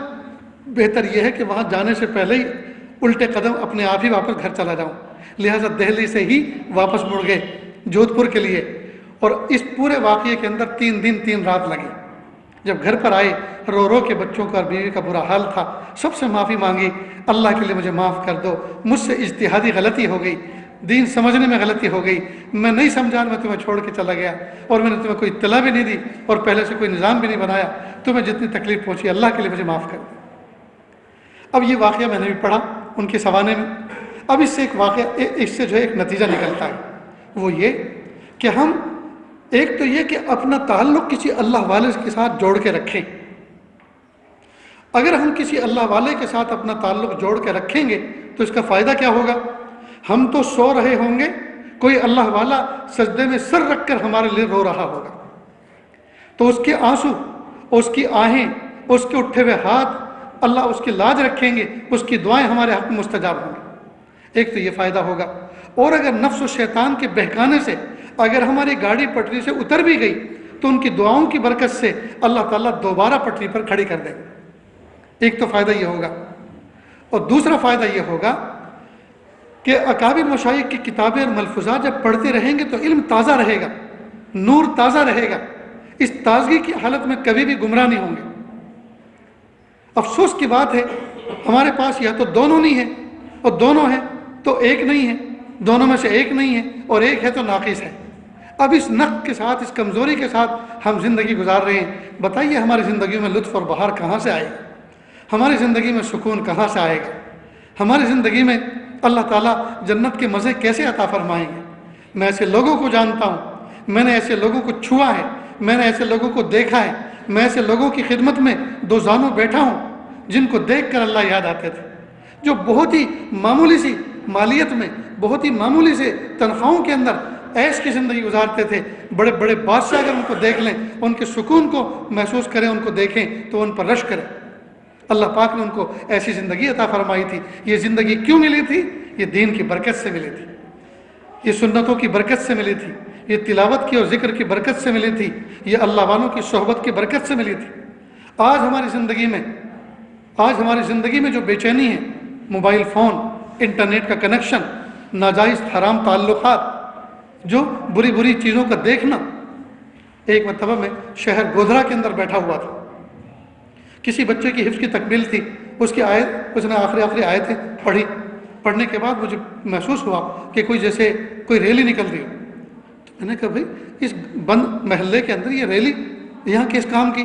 کہا ریلی نہیں ہے، ذرا کھڑکی سے اٹھ کر دیکھیے پھر آپ کو پتہ چلے گا کیا ہے۔ تو میں اٹھا دیکھا تو تمام نوجوان، سارے کے سارے نوجوان تھے بائک کے اوپر، اور خاص لباس پہنا ہوا تھا، خاص صافے باندھے ہوئے تھے جو سنت کی تعریف سے نکلے ہوئے تھے، خاص رنگ کے تھے، اور ہو ہا شور کرتے ہوئے، ہنگامہ کرتے ہوئے جا رہے۔ میں نے کہا یہ کیا ہے؟ کہ یہ کسی دلہے کی شادی ہوئی ہے، یہ اپنی دلہن کو لینے کے لیے جا رہا ہے اور ساری دوستوں کی ٹیم لے کے جا رہا ہے، اور یہ اسی طرح سے نکل کر جاتے ہیں اور ایسے ہی شور کرتے ہیں۔ میں کہ یہ چیز آپ کے ماحول میں کہاں سے آئی؟ کہ یہ پڑوسی ملک سے آئی۔ میں کہا وہ کیسے؟ کہ یوٹیوب پہ اٹھا کے دیکھو کہ وہ دلہے اپنی دلہن لینے کیسے جاتے ہیں۔ تب پتہ چلا اس فون کے ذریعے اور یوٹیوب کے ذریعے سے کتنا معاشرہ تباہ و برباد ہوتا جا رہا ہے۔ مہندی کی رسمیں، پیلا جوڑا پہننے کی رسمیں، سب عورتوں کو جمع ہونے کی رسمیں، اور گانے بجانے کی رسمیں، گیت گانے کی رسمیں، نہ جانے کتنی انٹرنیٹ کی وجہ سے آئی، یوٹیوب کی وجہ سے آئی، طرح طرح کے چینلوں سے آئی ہیں۔ جو چیز سیکھنی تھی وہ تو سیکھی نہیں، اور جو چیز نہیں سیکھنی تھی وہ سیکھ لی۔ ساری دنیا کا جھوٹ سیکھ لیا، ساری دنیا کی مکاری سیکھ لی، بہو نے ساس سے لڑنے کے انداز سیکھ لیے، کس موقع پہ کس ٹون میں کیا بات کہی جاتی ہے، اور کیسا تانا دیا جاتا ہے، اور کیسا احتجاج کیا جاتا ہے، یہ سب سیکھ لیا۔ جو چیز سیکھنی تھی وہی نہیں سیکھی۔ یہ اللہ کی نعمت ہے، ہم نے اس کو اپنے لیے زحمت بنا لیا۔ یہ فون اللہ کی نعمت تھی، لیکن اس نعمت کو ہم نے زحمت بنا لیا، اور بغیر کسی تنخواہ کے اور بغیر کسی محنت اور مزدوری کے ہم دوسرے کے غلام بنے ہوئے۔ ہر وقت جو گروپ بنے ہوئے ہیں، ہر وقت اس پہ کوئی نہ کوئی ایکٹیو ہے، چاہے رات کو کسی وقت فون اٹھا کے دیکھ لو، کوئی نہ کوئی گروپ میں ایکٹیو ملے گا۔ تو اس لیے میری ماں بہنوں، بڑے درد کے ساتھ یہ عاجز آپ کے سامنے ایک بات کہتا ہے، آج کی اس محفل میں اللہ تعالیٰ سے بری عادتوں کی سچی توبہ کر لیں، اور آج کی اس محفل میں یہ ارادہ کر لیں ہمیں اپنے شوہر کے ساتھ نباہ کرنا ہے، ہمیں اپنے شوہر کے ساتھ عہد وفا کے ساتھ زندگی گزارنی ہے، ہمیں اپنے گھر کے اندر سنتوں کو زندہ کرنا ہے، ہمیں اپنے گھر کے اندر تلاوت کو زندہ کرنا ہے، ذکر و اذکار کو زندہ کرنا ہے، ہمیں اپنے گھر کے اندر ایسی زندگی گزارنی ہے اللہ کی رحمتیں چھم چھم برسیں۔ ہمارے گھر میں جو ایک مرتبہ آئے، ہماری صفائی کو دیکھے، ہمارے سلیقے کو دیکھے، ہمارے انداز کو دیکھے، ہماری نماز کو دیکھے، ہماری تلاوت کے ذکر و اذکار کے اوقات کو دیکھے، ہماری پابندی کو دیکھے، ہمارے چہرے کے نور کو دیکھے، تو وہ رشک کر جائے اور اشش کر جائے اور سوچے مجھے بھی اپنے گھر میں جا کر اسی ماحول کو زندہ کرنا ہے۔ میں عام طور پہ ایک بات کہا کرتا ہوں کہ جس طرح ڈاکٹر کے پاس جاتے ہیں مریض، تو ڈاکٹر چہرہ دیکھ کر پھر ایک پیپر قلم اٹھاتا ہے، پیپر پہ کچھ لکھتا ہے کہ ہے آپ کی بیماری، جو آپ کچھ بتایا، جو بریف آپ نے دی، اس سے میں یہ سمجھاؤں کہ آپ یہ ٹیسٹ کروا کے لائیں تو پتہ چلے گا کہ اندر جسم میں کیا فنکشن چل رہے ہیں۔ جب وہ ٹیسٹ رپورٹ آتی ہے تو اس کی روشنی میں وہ اندازہ لگاتا ہے کہ جسم کے اندر کیا خرابی ہے۔ تو ڈاکٹر اندازہ لگاتے ہیں ایکس رے رپورٹ سے، بلڈ رپورٹ سے، یورین رپورٹ سے، اور اللہ والے اندازہ لگاتے ہیں انداز گفتگو سے، رہن سہن کے انداز سے۔ لہٰذا یہ عاجز کہا کرتا ہے کسی کا دل دیکھنا ہو تو اس کا ٹوائلٹ دیکھ لو، کسی کا دل دیکھنا ہو اس کا ٹوائلٹ دیکھ لو، اس سے اندازہ ہو جائے گا صاحب خانہ کا دل کتنا صاف ہے۔ اور کسی کے معاملات دیکھنے ہوں تو اس کا مطبخ دیکھ لو، اس کا کچن دیکھ لو، اس سے پتہ چل جائے گا ان کے معاملات کیسے۔ دو چیزوں سے ایکس رے رپورٹ نکل آتی ہے۔ یہاں تک کہ جوتے نکالنے کے انداز سے جوتا پہننے والے کا مزاج کا پتہ چلتا ہے یہ کیسی ہمہ ہمی میں اس نے جوتے نکالے ہیں اور اس کے دل کے تار جو ہیں کیسے الجھے ہوئے۔ لیکن کئی مرتبہ ہم اس لیے نہیں کہتے کہ اگر اس طرح کی بات کہنا لوگوں کے سامنے شروع کر دیں گے کہ آپ کے دل میں کیا چل رہا ہے ہم آپ کو بتاتے ہیں تو لوگ ہمارے بارے میں تو عالم الغیب مشہور کر دیں گے، نعوذ باللہ، اللہ ہم سب کی حفاظت کرے، ہمیں صاحب کشف و کرامت مشہور کر دیں گے کہ تو جوتوں اور چپلوں کو دیکھ کر جو ہے یہ کشف ہو جاتا ہے ان کو، یہ کشف سے تعلق نہیں رکھتا، یہ باتیں کشف سے تعلق نہیں رکھتی، یہ تو وجدان سے، اندر کے ذوق سلیم سے تعلق رکھتی۔ بہرحال میری ماں بہنوں، اپنی زندگی کو حسین بناؤ، اپنی زندگی کو لطیف بناؤ، اپنی زندگی کو ایسا پیارا بناؤ، اپنی زندگی کو ایسا پیارا بناؤ جو آپ کو دیکھے، جو آپ کی صحبت پائے، جو آپ کے گھر میں کچھ وقت بیٹھے، اس کے دل میں یہ داعیہ پیدا ہو جائے کہ مجھے بھی اپنے گھر کے ماحول کو بدلنا ہے، مجھے بھی اپنے گھر کے اندر ایسا ماحول تیار کرنا ہے جیسے ان کے گھر کا ماحول ہے۔ آج ہمارا حال یہ ہے، ہم سوتے اپنے وقت پر ہیں، اٹھتے اپنی طبیعت پر ہیں۔ ایک ہے شریعت اور ایک ہے طبیعت۔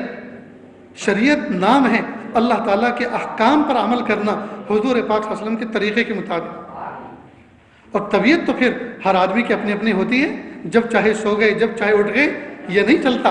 اللہ پاک نے ہمیں سونے کا بھی پابند بنایا، اٹھنے کا بھی پابند بنایا، ہم نماز پڑھ کر سوئیں، ہم نماز پڑھنے کے لیے اٹھیں، ہم ایک ترتیب بنائیں۔ ہر آدمی نے اپنی پرائیویٹ لمیٹڈ زندگی بنا رکھی ہے، اس لیے میرے یہاں کوئی مہمان آتا ہے، کسی کے یہاں 9 بجے ناشتہ کرنے کا معمول ہے، 10 بجے ناشتہ کرنے کا معمول، آپ کا معمول مبارک ہو اپنے گھر پر۔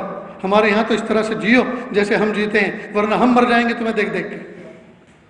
ہمارا حال یہ ہے، فجر کی نماز پڑھتے کے ساتھ ہی اشراق تک اللہ اللہ کرتے ہیں، تلاوت کا معمول پورا کرتے ہیں، فوراً ناشتہ لگتا ہے، اور کھانے پینے سے فارغ ہو کر دن بھر کے اپنے کاموں میں لگتے ہیں۔ پڑھنا پڑھانا کا جو معمول ہے، نصیحت کرنا سننا جو بھی معمول ہے، اس معمول میں لگتے ہیں۔ 11:30 سے 12 کے درمیان دوپہر کا دسترخوان لگ جاتا ہے، اور دوپہر کا دسترخوان لگنے کے بعد کھانا کھا کے ظہر سے پہلے تھوڑی دیر قیلولہ کر لیتے ہیں، ایک دم سے ریفریش ہو جاتی ہے طبیعت۔ نشاط کے ساتھ ظہر کی نماز پڑھنے جاتے ہیں۔ ظہر کی نماز کے بعد ایک پیالی چائے کا معمول ہے، تاکہ اور مزید جو ہے صحت اچھی ہو جائے، نشاط آ جائے۔ اس کے بعد بقیہ آدھا دن دین کے کام میں لگتے ہیں، مطالعے میں لگتے ہیں، مذاکرے میں لگتے ہیں، اور جو کام کاج ہے ان کو سمیٹتے ہیں۔ عصر سے مغرب تک کوشش کرتے ہیں مسجد میں بیٹھ کر قرآن پاک کی تلاوت کریں۔ مغرب کی نماز پڑھنے کے بعد، صلاۃ اوابین پڑھنے کے بعد فوراً دسترخوان تیار، اور جب عشاء کی 17 رکعتیں پڑھی جاتی ہیں تو سارا ڈائجسٹ کا نظام بھی سب درست ہو جاتا ہے الحمدللہ، اور اس کے بعد کوشش کرتے ہیں جلدی سوئیں اور جلدی اٹھیں۔ تو جب ہم اس طرح کا معمول اپنا رہے ہیں، اب اگر کوئی بے ڈھنگے کا معمول لے کر ہمارے گھر آ گیا تو بے ڈھنگا پر ان کو مبارک ہو، اپنے گھر پہ اپنے جاری رکھیں۔ ہمارے یہاں تو پھر ویسے ہی رہنا پڑے گا جیسے ہم رہتے ہیں، ورنہ اگر ہم تمہاری رعایت کریں گے اور جذبات کی رعایت کریں گے تو ہم تباہ ہو جائیں گے۔ پھر نہ جانے اس بے اصولی کا اثر ہمارے معمول پر کتنے ہفتے تک پڑے گا، اس کی بے برکتی کا اثر کتنا پڑے گا، اس کے نحوست کا اثر کتنا پڑے گا۔ بہرحال میری ماں بہنوں، ہم اپنے پرائیویٹ لمیٹڈ معمول نہ بنائیں کہ ہم رات کو 1 بجے سوئیں گے اور صبح کو 8 بجے اٹھیں گے۔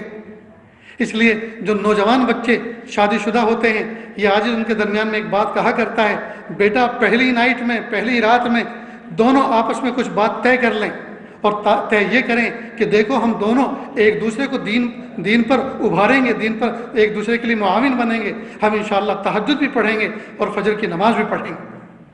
اور پہلے ہی دن سے اگر آپ اس معمول کو نبھائیں گے تو یاد رکھنا انشاءاللہ زندگی بھر اس پر قائم رہیں گے۔ اور اگر ہفتے 10 دن 8 دن 15 دن انجوائے کرتے رہے، گھومتے پھرتے رہے، پہاڑوں میں، دریاؤں میں اور ہوٹلوں میں اور صحراؤں میں گھومتے رہے اور انجوائے کرتے رہے، اور میک اپ 1 دن کا کرانے کے بعد 3 دن تک منہ نہ دھویا اور وضو نہ کیا اور غسل نہ کیا کہ کہیں یہ لیپ نہ اتر جائے، تو بتائیے جس زندگی کا آغاز حرام سے ہو رہا ہو اس زندگی میں برکتیں کہاں سے آئیں گی؟ زندگی کا آغاز تہجد سے کریں، زندگی کا آغاز دعا اور تلاوت سے کریں، پھر دیکھیے اللہ تعالیٰ کیسی برکتیں زندگی میں نچھاور فرماتے ہیں۔ تو یہ عاجز نوجوان جوڑوں سے یہ بات کہتا ہے، بھائی نکاح تو تمہارا 2 لفظ کا اقرار کرنے سے ہو گیا، لیکن اب بقیہ زندگی کیسے گزارنی ہے؟ آج ہی رات میں، آج ہی کے دن میں یہ فیصلہ کر لینا ہمیں زندگی کیسے گزارنی ہے۔ 10-15 دن جب دونوں اپنی مرضی سے سوئے، اپنی مرضی سے اٹھے، اپنی مرضی سے نہائے، اپنی مرضی سے دھوئے، اگر اس طرح زندگی گزاری تو دونوں ایک دوسرے کو ناپ لیں گے، تول لیں گے کہ کون کتنے پانی میں۔ کون کتنے پانی میں. بیوی سوچے گی میں تو آئی تھی شوہر کو یہ سمجھ کر کہ یہ ایسا ہو گیا ایسا ہو گیا، ایسا تو کچھ بھی نہیں ہے. یہ تو نمازوں کا پابند نہیں ہے، یہ تو تلاوت کا پابند نہیں ہے، یہ تو دعاؤں کا اہتمام نہیں کرتا، یہ تو سنت کا اہتمام نہیں کرتا. جو چاہے آستین میں ہاتھ ڈال لیتا ہے، جس جوتے میں پہلے پیر ڈال لیتا ہے، یہ تو اس کا کوئی خیال نہیں رکھتا. تو اگر اس طرح کی باتیں ہیں تو یاد رکھنا اس کی بے برکتی پھر زندگی بھر چلتی ہے. اللہ ہم سب کی حفاظت فرمائے. تو عورتوں کو چاہیے کہ اپنے شوہروں کے ساتھ میں نرمی کا مزاج رکھیں، ان سے منہ بنا کر اور منہ پھیر کے سونے والی نہ بنیں، بلکہ ان کو منا لیں، ہر حال میں منا لیں کہ دیکھو آپ ہی تو میرے ہیں، آپ ہی کے لیے تو میں نے سب کچھ چھوڑا، پیاری ماں چھوڑی، پیارے باپ چھوڑا، پیارے بھائی بہن چھوڑے، پیارا آنگن چھوڑا، خاندان چھوڑا، وطن چھوڑا، سب کچھ چھوڑ کے آپ کے پیچھے آئی ہوں. اب اگر آپ منہ پھیر کے سوئیں گے، ناراض ہو کے سوئیں گے تو میری دنیا اندھیری ہو جائے گی. یہ کیسے ہو سکتا ہے؟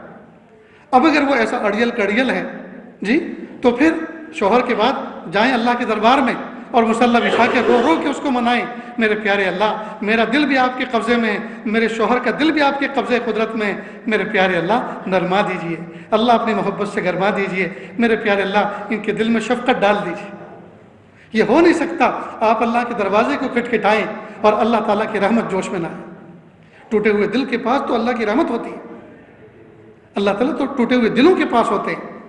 تو اللہ تعالیٰ کے وجود کے ہوتے ہوئے، اللہ کی رحمتوں کے ہوتے ہوئے بھلا آپ ناکام ہو، یہ کیسے ہو سکتا ہے؟ اب مرد چاہے مرد ہو، چاہے وہ کتنا ہی سخت کیوں نہ ہو، لیکن جب وہ یہ انداز دیکھے گا تو اس کے اندر بھی تو اللہ نے نرمی رکھی ہے. ایک طریقہ تو یہ اپنائے. دوسرا، شوہروں کو بھی چاہیے کہ وہ اپنے مزاج کے اندر نرمی رکھیں، مزاج کے اندر ہنسی مذاق کا ماحول رکھیں تاکہ دل خوش کریں. اس کے ذریعے دونوں کے آپس کی اس طرح کے برتاؤ کرنے سے گھر جنت کا نمونہ بنتا ہے. ایک میں نرمی ہو، دوسرے میں سختی ہو. ایک جو ہے ہنسانا چاہتا ہے اور دوسرا اس نے قسم کھا رہا کہ مجھے ہنسنا ہی نہیں ہے. یہ تو بہت بڑی بات ہے، ایسا نہیں ہونا چاہیے. بہرحال اللہ رب العزت نے عورت ذات کو ایسا لطیف مزاج والا بنایا ہے جی. ایک تو ان کے آنسو ہمیشہ پلکوں پہ سجے رہتے ہیں، تھوڑی سی دیر لگتی ہے کہ وہ نیچے ڈھلک جاتے ہیں. ان کو ہنسانا، ان کو منانا یہ تو کوئی کام ہی نہیں ہے، تو کوئی مشکل ہی نہیں ہے. بس مرد کے اندر چاہیے کہ کچھ حکمت ہو اور یہ چیز اللہ سے مانگے.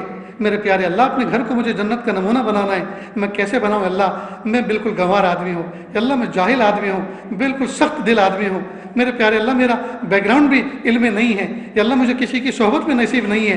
میرے پیارے اللہ، آپ میری بہترین تربیت فرمائیں، آپ وہ چیز مجھے سجھائیے جس کے اپنانے سے میرا گھر جنت کا نمونہ بنتا ہے. اللہ سے مانگے، کتابیں پڑھے، بزرگان دین کی صحبت اختیار کرے، ان سے پوچھے اس موقع پر، اس زندگی کے اس مرحلے میں، اس غم سے میں کیسے نکلوں، ان حالات سے میں کیسے نکلوں، وہ ترتیب بتائیں گے. بہرحال چونکہ میرے سامنے مرد بیٹھے ہوئے ہیں اور بہت دیر سے بہت سے بے چین بھی ہیں، اور میری طبیعت ایسی حساس ہے کہ میں بیان کر رہا ہوں اور ادھر ادھر دائیں بائیں کی حرکت اور اٹھنا بیٹھنا ہو رہا ہو تو سارا مضمون ہی سب ڈسٹرب ہو جاتا ہے، سارا مضمون ہی ڈسٹرب ہوتا ہے. چونکہ میرے ایک سلسلے میں حضرت تھانوی رحمۃ اللہ علیہ بھی ہیں، ان کا جلال اور ان کی سختی بھی بڑی مشہور تھی، تو اس کا حصہ ہمیں بھی کچھ نہ کچھ ملا ہے. لیکن کیا کریں، شفقت غالب رکھتے ہیں، ورنہ اتنی دیر میں تو کچھ کا کچھ ہو جاتا ہے. اٹھ کے بھی چلے جاتے ہیں، محفل بھی ختم ہو جاتی ہے، دعا بھی کوئی اور ہی کراتا ہے. لیکن نہیں، یہ ویسے بھی اس ادارے کے اندر پہلی ملاقات ہے، اور جب ہم بات ہی شفقت اور محبت کی کر رہے ہیں تو یہ ایسے کیسے ہو سکتا ہے کہ اس کے خلاف کریں.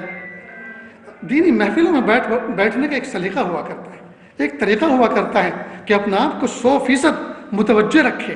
اس لیے کہ جب تک آدمی اپنے آپ کو متوجہ نہیں کرے گا، سامنے والے کے دل سے مضامین کا ورود نہیں ہوگا، دل پہ مضامین کا ورود نہیں ہوگا. اس لیے کہ جو آدمی آیا ہے وہ اپنا دل نچوڑ کے رکھ رہا ہے، وہ اللہ کی ذات کے ساتھ ایک تار جوڑے ہوئے، وہ اللہ صلی اللہ سے دعا کر کے آیا ہے، وہ صدقہ نکال کر آیا ہے، وہ اللہ سے یہ مانگ کر آیا ہے، پیارے اللہ حضور پاک صلی اللہ علیہ وسلم کے امتی ہیں اور امتیوں کو خطاب کرنے والے ہیں، یہ اللہ ان کے لیے بات کون سی مناسب ہے، کتنی مناسب ہے، پیارے اللہ یہ سجھائیے، ہمیں نہیں پتہ. اللہ باتوں میں تاثیر پیدا کرنا بھی تو آپ ہی کا کام ہے، اللہ تاثیر پیدا کر دیجیے. تو وہ تو اتنا سب اپنے آپ کو گھول کر آیا ہے، اور سامنے والے ایسے پتھر بن کے بیٹھے ہیں، گویا آپ کہیے ٹھیک ہے آ تو گئے ہم، پھنس تو گئے ہیں، لیکن ہم سننے والے تو کچھ ہے نہیں اور عمل کرنے کی تو ہم نے کوئی نیت ہی نہیں کی. تو پھر کیا فائدہ اس بیٹھنے کا؟ بہتر تو یہ تھا کہ کوئی اور کام کرتے، 2 پیسے کماتے. 100% اپنے آپ کو اس وقت کو کیش کریں اور اللہ سے یہ دعا مانگ کے بیٹھیں، پیارے اللہ بہت سنا ہے، سن سن کے سن ہو چکے ہیں. یا اللہ آج کی مجلس میں کوئی ایسی بات کہلوا دیجئے جو کانوں کے راستے سے دل کو ہٹ کرے اور زندگی بدلنے کا فیصلہ ہو جائے. زندگی بدلنے کا فیصلہ ہو جائے. خواجہ عزیز الحسن مجذوب رحمۃ اللہ علیہ، یہ ڈپٹی کلکٹر تھے الہ آباد میں. جگر مراد آبادی کی ملاقات ہوئی. جگر مراد آبادی ان کو دیکھا کہ کلکٹر صاحب یہ آپ نے کیا چوغا پہن رکھا ہے، کرتا اور خاص انداز کا لباس اور خاص انداز کی ٹوپی، کلکٹر کی ٹر آپ کے اندر کہاں چلی گئی؟ تو انہوں نے فرمایا تھانہ بھون کے اندر ایک بزرگ ہیں حضرت تھانوی، یہ کلکٹر کی ٹر میں نے ان کے ہاں بیچ دی. کہہ رہی ہے وہ تو بڑی معروف شخصیت ہیں، آئندہ جب جانا ہو تو مجھے ساتھ لے کے جانا. کہ ٹھیک ہے. چنانچہ ان کو ساتھ لے کر گئے. جب یہ تھانہ بھون پہنچے، حضرت تھانوی رحمۃ اللہ علیہ کی نظر ان پہ پڑی تو دیکھا کہ جوہر کسی قابل ہے، اور انہوں نے مزید تعارف بھی کرایا. خیر حضرت نے ان کو داخلہ دے دیا اپنے ہاں ٹھہرنے کا، اور کوئی جگہ بتا دی، وہاں قیام کیا. دوسرے دن حجام کو بلایا خانقاہ میں، اور اس طرح سے اپنی داڑھی منڈوائی، کھرچوائی. حضرت نے کہا ارے آئے ہو توبہ کے لیے، معافی مانگنے کے لیے اللہ سے، اور یہ گناہ کر رہے ہو؟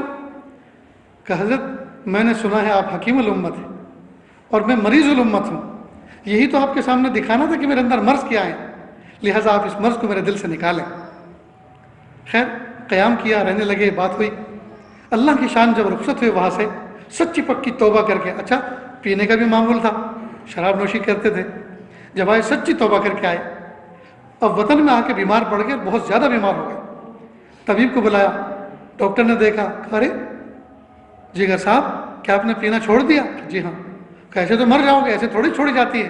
کہ پھر کیسے پیوں، کیسے چھوڑوں؟ کہ تھوڑی تھوڑی پیا کرو. کہ اگر تھوڑی تھوڑی پیتا رہوں تو کب تک جی جاؤں گا؟ کہا کم از کم 10-15 سال تو جی ہی جاؤ گے. تو آگے سے کہا اللہ کی نافرمانی کر کے 10-15 سال تک جیوں، بہتر ہے کہ فرما برداری کر کے ابھی مر جاؤں. اللہ کی شان، سجدے کی حالت میں انتقال ہوا تھا. تو دیکھیے بلا نوش پینے والے اور نہ جانے کیسی کیسی خوبیاں والے اور کیسی کیسی برائی رکھنے والے اور کیسی کیسی برائیاں پال رکھی تھیں، لیکن ایک اللہ کے ولی کی صحبت میں گئے، نیت صاف کر کے گئے، سچی نیت کر کے گئے، سننے کے جذبے سے گئے، زندگی پلٹنے کے ارادے سے گئے. جی تو ایسی ایسی بلاؤں سے اللہ پاک نے نجات عطا فرما دی، اور کیا مقام عطا فرمایا. اللہ پاک نے کیا مقام عطا فرمایا تھا. میرے بھائیوں میری بہنوں، جب بھی دینی محفل میں بیٹھو، جی کچھ صدقہ نکالو، روپیہ 2 روپیہ نکالو، اور اللہ سے کہو میرے پیارے اللہ صدقے سے مصیبتیں دور ہوتی ہیں. اللہ میں دینی محفل میں شرکت کے لیے جاری ہوں، یہ جا رہا ہوں کہ اللہ میں اس میں بیٹھوں اور میرا دل غائب رہے، میں بیٹھوں اور میں فون سے کھیلتا رہوں، میں بیٹھوں اور میرا دل وہاں حاضر نہ ہو، میرا دماغ وہاں حاضر نہ ہو، میں باتوں پہ توجہ نہ دے رہا ہوں. کہ اللہ اس سے بڑی مصیبت اور کیا ہو سکتی ہے. اللہ یہ صدقہ 2 روپے کا نکالتا ہوں، میرے صدقے قبول کر لیجئے، اور اس صدقے کی برکت سے مجھے حضوری نصیب فرما دیجیے، مجلس کی برکتیں مجھے عطا فرما دیجیے. پھر دیکھیے اللہ پاک زندگی میں کیسے انقلاب پیدا فرماتے ہیں. اللہ اکبر کبیرہ. تو میری ماں بہنوں، کسی کو حقیر مت سمجھو، کسی کو حقیر مت سمجھو. کتنی عورتیں ایسی ہیں جنہوں نے اپنے گھر کو اس لیے جہنم بنا لیا ہے، اپنے شوہر کو بیوقوف سمجھتی ہیں، اپنے شوہر کو اڑیل سمجھتی ہیں، اپنے شوہر کو مریل کڑیل سمجھتی ہیں. حالانکہ اللہ پاک نے اس کے اندر بہت ساری خوبیاں رکھی ہیں، لیکن چونکہ ایک تمنا پوری نہیں کی، ایک شادی بیاہ کے موقع پہ اس کو جانے نہیں دیا، ایک موقع پہ اس کو کسی کو گفٹ دینا تھا وہ گفٹ لا کے اس کو نہیں دیا، بس اسی وجہ سے وہ ایسی ناراض ہو گئی کہ زندگی اپنی جو ہے تباہ کرنے کے لیے تیار ہے، اس سے طلاق لینے کے لیے تیار ہے، گھر چھوڑنے کے لیے تیار ہے، بچے چھوڑنے کے لیے تیار ہے، ایک ہی بات پر.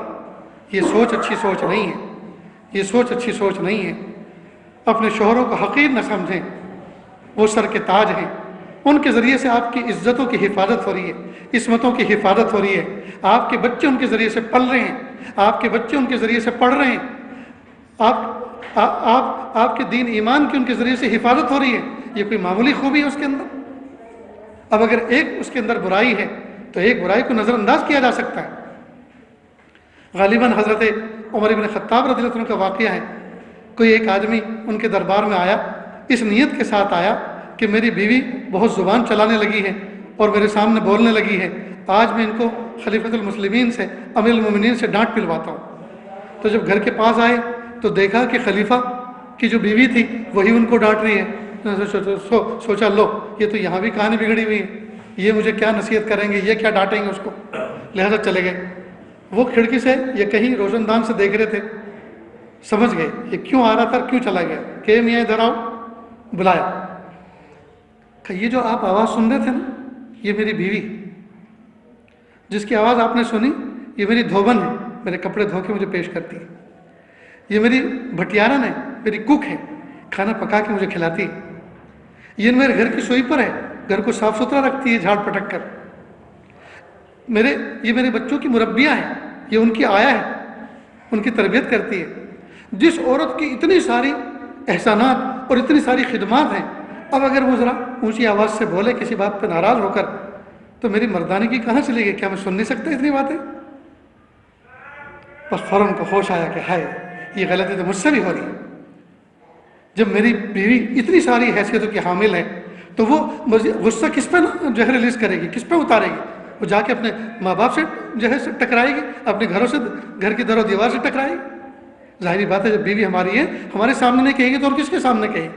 تو سن لینا چاہیے، ایسے موقع پہ سن لینا چاہیے، اور حقیر کسی کو نہ سمجھ۔ خاص طور سے عورتیں شوہروں کو حقیر سمجھتی ہیں، تھوڑی پڑھی لکھی ہوتی ہیں اور شوہر کی ڈگری تھوڑی کم ہو، وہ تو اس کو پیر کے جوتے کا درجہ بھی نہیں دیتی، تو سمجھتی ہے قابل تو میں ہوں، قابلیت تو میرے اندر ہے، میرے ماں باپ نے دھوکہ کھایا، اس سے مجھے بیاہ دیا۔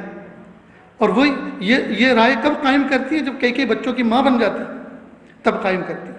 بہت بری بات ہے، بہت بری بات ہے۔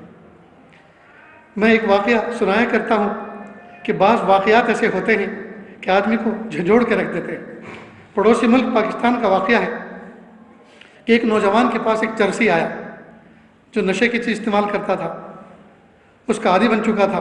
ایک نوجوان سے کہا کہ یار کچھ پیسے دے دو، بہت زیادہ طلب آئی ہے، مجھے چرس لینا ہے، وہ پینا ہے۔ اس نے کہا ارے چرس پینے کے لیے میں پیسے دوں؟ یہ تو نہیں ہو سکتا، کھانا کھانے کے لیے پیسے دے سکتا ہوں، چرس کے لیے نہیں۔ تو اس نے آگے سے عجیب بات کہی، یار کھلانے کی ذمہ داری تو کسی اور نے لے رکھی ہے، تو مجھے چرس پینے کے پیسے دے دے۔ کہا اس نے اس انداز سے کہا کہ میں بھی ہکا بکا رہ گیا۔ کہا اس کا ایک تار اللہ سے جڑا ہوا ہے، ظاہر بات ہے کھلانے کی ذمہ داری تو اللہ نے رکھی ہے، یہ تو اس کی ذات سے بھی تعلق رکھتا ہے۔ خیر میں نے ناچار وہ پیسے اس کو دے دیے۔ جیسے اس نے پیسے اپنی مٹھی میں لیے، تیز تیز قدم سے چلنا شروع کیا۔ میں بھی اس کے پیچھے پیچھے چل دیا کہ دیکھوں یہ جاتا کہاں ہے اور کرتا کیا ہے۔ راستے میں کوئی شادی ہو رہی تھی کسی میرج ہال کے اندر، فنکشن ہال میں، اور فنکشن ہال 2 پارٹ میں تھا، اے اور بی، اور بیچ میں سے روڈ گزر رہا تھا۔ کھانا مردوں والے حصے میں بن رہا تھا اور سپلائی کیا جا رہا تھا عورتوں والے حصے میں۔ تو ایک نوجوان ٹرے کے اندر بہترین بریانی بھر کے لے کے جا رہا تھا۔ اب یہ جو سپلائی لے کے جا رہا تھا، اس کو ٹھوکر لگی، روڈ کے کنارے پہ گر گئی آن دی وے۔ اس نے اپنے کپڑے جھاڑے اور ٹرے کو جھاڑا اور پھر دوبارہ فریش لینے کے لیے گیا۔ اس چرسی نے دیکھا بریانی کا ڈھیر لگا ہوا ہے، زمین سے جو نیچے لگا ہوا ہے وہی تو خراب ہے، اوپر کا تو بالکل فریش ہے۔ یہ وہیں بیٹھ گیا اور اس نے کھانا شروع کیا، کھاتا رہا۔ پیچھے مڑ کے دیکھا، میں پیچھے کھڑا تھا، تو جیسے اس کی نگاہیں چار ہوئی اس کے ساتھ، تو اس نے ایسی عجیب بات کہی کہ میں زندگی میں اس کو کبھی بھلا نہیں سکتا۔ اس نے کھاتے ہوئے کہا وہ کھلاتا تو ہمیشہ برتن ہی میں ہے، لیکن آج کل ذرا انبن چل رہی ہے، آج کل اس سے انبن چل رہی ہے۔ اور آگے کی بات اس سے بھی عجیب کہی، اور ہاں وہ کریم اتنا ہے، غصہ چاہے جتنا ہو جائے بھوکا کبھی نہیں سلاتا۔ وہ کریم اتنا ہے، غصہ چاہے جتنا ہو جائے بھوکا کبھی نہیں سلاتا۔ میں نے میرے کیلیگرافی کے ایک استاد کو یہ بات سنائی تو انہوں نے کہا بیٹا لگتا یہ ہے کہ وہ ڈھونگ کر رہا تھا چرس کا، وہ تو کوئی اللہ کا ولی تھا، وہ تو کوئی اللہ کا ولی تھا جس نے اتنی معرفت بڑی بات کہی کہ وہ کھلاتا تو ہمیشہ برتن ہی میں، لیکن آج کل ذرا انبن چل رہی ہے، یعنی گویا میں نے اس کو ناراض کر رکھا ہے، لہٰذا زمین پہ ڈال کے دیا ہے۔ اور ہاں وہ کریم اتنا ہے، غصہ چاہے جتنا ہو جائے بھوکا کبھی نہیں سلاتا، کھلا کے سلاتا۔ تو دیکھیے بظاہر اس چرس والے سے سابقہ پڑا اور اس کو ایک چرسی سمجھا، لیکن جب مزید آگے بڑھا اور دیکھا تو وہ تو باکمال نکلا۔ اسی طرح ہم پہلے مرحلے میں کسی کو دیکھ کر اپنی رائے قائم نہ کریں اور بدگمان نہ ہوں۔ بدگمان تو ہمیشہ اپنے آپ سے رہا کریں، کسی سے بدگمان نہ رہیں، سب سے خوشگمان رہیں، سب کو اللہ کا نیک بندہ سمجھیں، سب کو اللہ کا نیک بندہ سمجھیں۔ اگر آپ اپنی آنکھوں سے کسی کو کبیرہ گناہ کرتے ہوئے دیکھ لیں، کبیرہ گناہ کرتے دیکھ لیں، تو بھی اس کو برا نہ سمجھیں، اس لیے کہ گناہ جس وقت اس نے کیا اس وقت اس پر نفس و شیطان کا غلبہ تھا، لیکن گناہ سے جیسے وہ فارغ ہوا اسی وقت اس پر ندامت کا غلبہ ہوا، اور ندامت کے غلبے سے وہ اللہ کی طرف رجوع ہوا، ہائے میں نے یہ کیا کیا، اللہ مجھے معاف کر دے۔ تو جیسے اس نے توبہ کی تو وہ تو اللہ کا ولی بن گیا۔ التائب من الذنب کمن لا ذنب له، گناہوں سے توبہ کرنے والا ایسا ہے جیسے گناہ کیا ہی نہیں۔ تو جب ہم نے اپنی آنکھوں سے اس کو دیکھا تب وہ گنہگار تھا، لیکن تھوڑی دیر کے بعد تو وہ اللہ کا ولی بن چکا۔ اب اگر ہم اس کو گناہوں کے دیکھے ہوئے واقعے کو سامنے رکھتے ہوئے ہم اس کو برا سمجھیں گے تو وہ برا نہیں ہے، ہم برے، وہ تو اللہ کا ولی بنا پھر رہا ہے، ہم برے ہیں، ہم نے اس کو برا سمجھا۔ اس لیے دوستو مومنوں سے بدگمان نہیں ہونا چاہیے، مومنوں سے ہمیشہ خوشگمان رہیں، بدگمان تو اپنے نفس سے رہیں، اپنے نفس سے رہیں کہ تو برا ہے، اپنے آپ کو برا کہیں، باقی سارے کے سارے اچھے۔ اللہ تعالیٰ سے دعا ہے اللہ تعالیٰ ہمارے گھروں کو جنت کا نمونہ بنا دے، اللہ تعالیٰ ہمارے گناہوں کو معاف فرما دے، اللہ تعالیٰ ہمارے قصوروں کو معاف فرما دے، سنت کا نور اللہ پاک ہماری زندگی میں جاری فرما دے، قرآن پاک کا نور ہمیں اللہ پاک عطا فرما دے، ہمارے دلوں میں اندھیروں نے ڈیرے ڈال رکھے ہیں اللہ ان اندھیروں کو ختم کر دے اور نسبت کا نور عطا فرما دے، ایمان کا نور عطا فرما دے۔ وآخر دعوانا ان الحمد للہ رب العالمین۔ ایک بات رہ گئی میری ماں بہنوں، کل ایک مضمون میرے ذہن میں آیا کہ ہماری ماں بہنیں مہینے میں کچھ ایسے حالات سے گزرتی ہیں جن دنوں میں اللہ پاک ان پر نماز کو معاف فرما دیتے ہیں، وہ ایام ہوتے ہیں ان کے۔ تو میں نے ایک مضمون لکھا، لہٰذا اس کو سنیں اور دل کے کانوں سے سنیں کہ ان دنوں کے اندر وہ کیسے وقت گزاریں۔ حائضہ عورتوں کے لیے تحفہ، بہترین نظام العمل۔ حیض کے دنوں میں یعنی پیریڈ کے ایام کے دنوں میں، حیض کے دنوں میں عورتوں کے لیے اگرچہ نماز، روزہ اور تلاوت جائز نہیں، لیکن علماء کرام رحمہم اللہ فرماتے ہیں کہ ان دنوں میں بالکل اعمال صالحہ سے فارغ رہنا مومنہ عورت کی شان نہیں ہے۔ اگرچہ ان پہ نماز فرض نہیں ہے، نماز معاف ہے، اگرچہ ان کے لیے تلاوت کرنا جائز نہیں ہے، لیکن نیک اعمال سے بالکل فارغ رہنا، کچھ نہ کرنا، یہ مناسب نہیں ہے اور ایک مومن عورت کی یہ شان نہیں ہے۔ چنانچہ فتاوی تاتار خانیہ میں مذکور ہے حائضہ عورت کے لیے مستحب ہے کہ نماز کے وقت وضو کر کے جتنی دیر نماز پڑھنے میں لگتی ہے اتنی دیر مصلی بچھا کر بیٹھ کر ذکر و دعا کرتی رہیں، تاکہ عام اوقات میں جو وقت عبادت میں لگتا تھا وہ ضائع بھی نہ ہو اور عبادت کی عادت بھی باقی رہے۔ 3 دن ایک مریض آدمی چارپائی پہ لیٹتا ہے، 3 دن کے بعد شفا ہو جاتی ہے، لیکن لیٹنے کی عادت پڑ جاتی ہے، 3 دن میں ایسا ہو جاتا ہے۔ اب یہ ہماری ماں بہنیں 6-7 دن ان حالات سے گزرتی ہیں جی۔ اب اگر وہ کوئی نیک کام نہیں کریں گے تو یہ تو نیک کام نہ کرنے کی عادت پختہ ہو جائے گی۔ لہٰذا جن عورتوں کی نماز معاف ہوتی ہے ان دنوں میں وہ اگرچہ نماز نہیں پڑھ سکتی لیکن نماز کے اوقات میں جی صاف ستھرے ہو کر باوضو ہو کر مصلی بچھا کر بیٹھ جائیں، تسبیح پڑھتی رہیں، ذکر و اذکار کرتی رہیں، اور تلاوت کر تو نہیں سکتی لیکن تلاوت سن ضرور سکتی ہیں۔ لہٰذا فون موجود ہے، اس کے اوپر تلاوت لگا دیں جی، گھر کے اندر کوئی اور سسٹم ہو وائس کا تو اس پر تلاوت جاری کر دیں تاکہ اللہ تعالیٰ کی رحمت برستی رہیں، اس لیے کہ سننا بھی عبادت ہے اور قرآن پاک کی جو تلاوت سنی جاتی ہے اللہ کی رحمت برستی ہے۔ تو حائضہ عورت کے لیے مستحب ہے کہ نماز کے وقت وضو کر کے جتنی دیر نماز پڑھنے میں لگتی ہے اتنی دیر مصلی بچھا کر بیٹھ کر ذکر و دعا کرتی رہیں، تاکہ عام اوقات میں جو وقت عبادت میں لگتا تھا وہ ضائع بھی نہ ہو اور عبادت کی عادت بھی باقی رہے۔ لہٰذا خواتین کی آسانی کے لیے ان دنوں میں کا ایک نظام العمل ذکر کیا جاتا ہے جس پر عمل کر کے وہ ان دنوں میں بھی اللہ کا قرب اور نیکیاں حاصل کر سکتی ہیں۔ چنانچہ ہر نماز کے وقت ذکر یعنی استغفار، درود شریف، تیسرا کلمہ وغیرہ اور دعا، یہ وقت اس میں گزاریں۔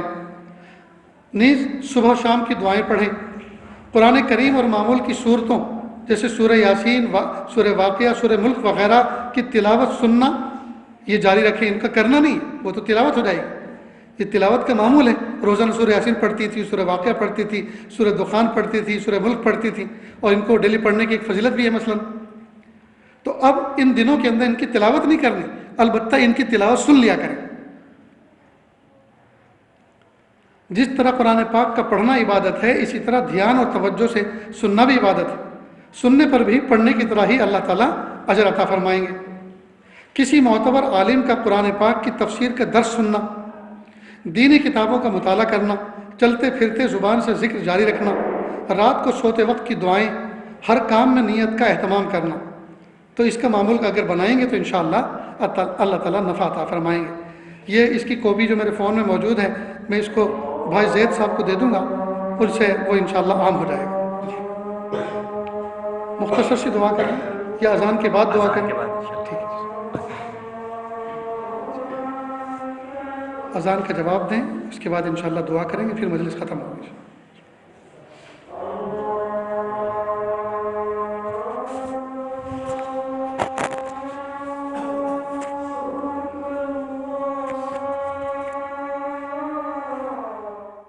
بسم اللہ الرحمن الرحیم۔ ہاتھ اٹھا لیے، دعا کر لیں۔ لا احصی ثناء علیک انت کما اثنیت علی نفسک رب اغفر وارحم وانت خیر الراحمین۔ لا الہ الا اللہ الحلیم الکریم، سبحان رب العرش العظیم والحمد للہ رب العالمین۔ نسألک موجبات رحمتک وعزائم مغفرتک والغنیمۃ من کل بر والسلامۃ من کل اسم۔ لا تدع لنا ذنبا الا غفرتہ ولا ہما الا فرجتہ ولا حاجة هي لك رضا لا قضيتها یا ارحم الراحمین یا ارحم الراحمین یا ارحم الراحمین۔ میرے پیارے اللہ، یہ ہاتھ اٹھائے جانے کے قابل نہیں اور یہ زبان کچھ سوال کرنے کے قابل نہیں۔ آپ سے نہ مانگے تو کس سے مانگیں، آپ سے سوال نہ کریں تو کس سے سوال کریں۔ ایک کمزور ایک قوی کے دروازے پر، ایک ساحل ایک سخی کے دروازے پر، ایک محتاج ایک غنی کے دروازے پر حاضر ہے۔ میرے پیارے اللہ، آپ ہم سب کو معاف فرما دیجئے، معاف کر دیجئے، معاف کر دیجئے۔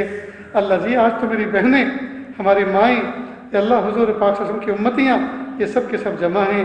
اللہ اتنی بڑی تعداد میں اگر عورتیں کسی تھانے پہ جمع ہو جائیں تو قتل کے مجرم کو بھی معاف کر دیا جاتا ہے، ایکسیڈنٹ کرنے والے کو بھی رہا کر دیا جاتا ہے۔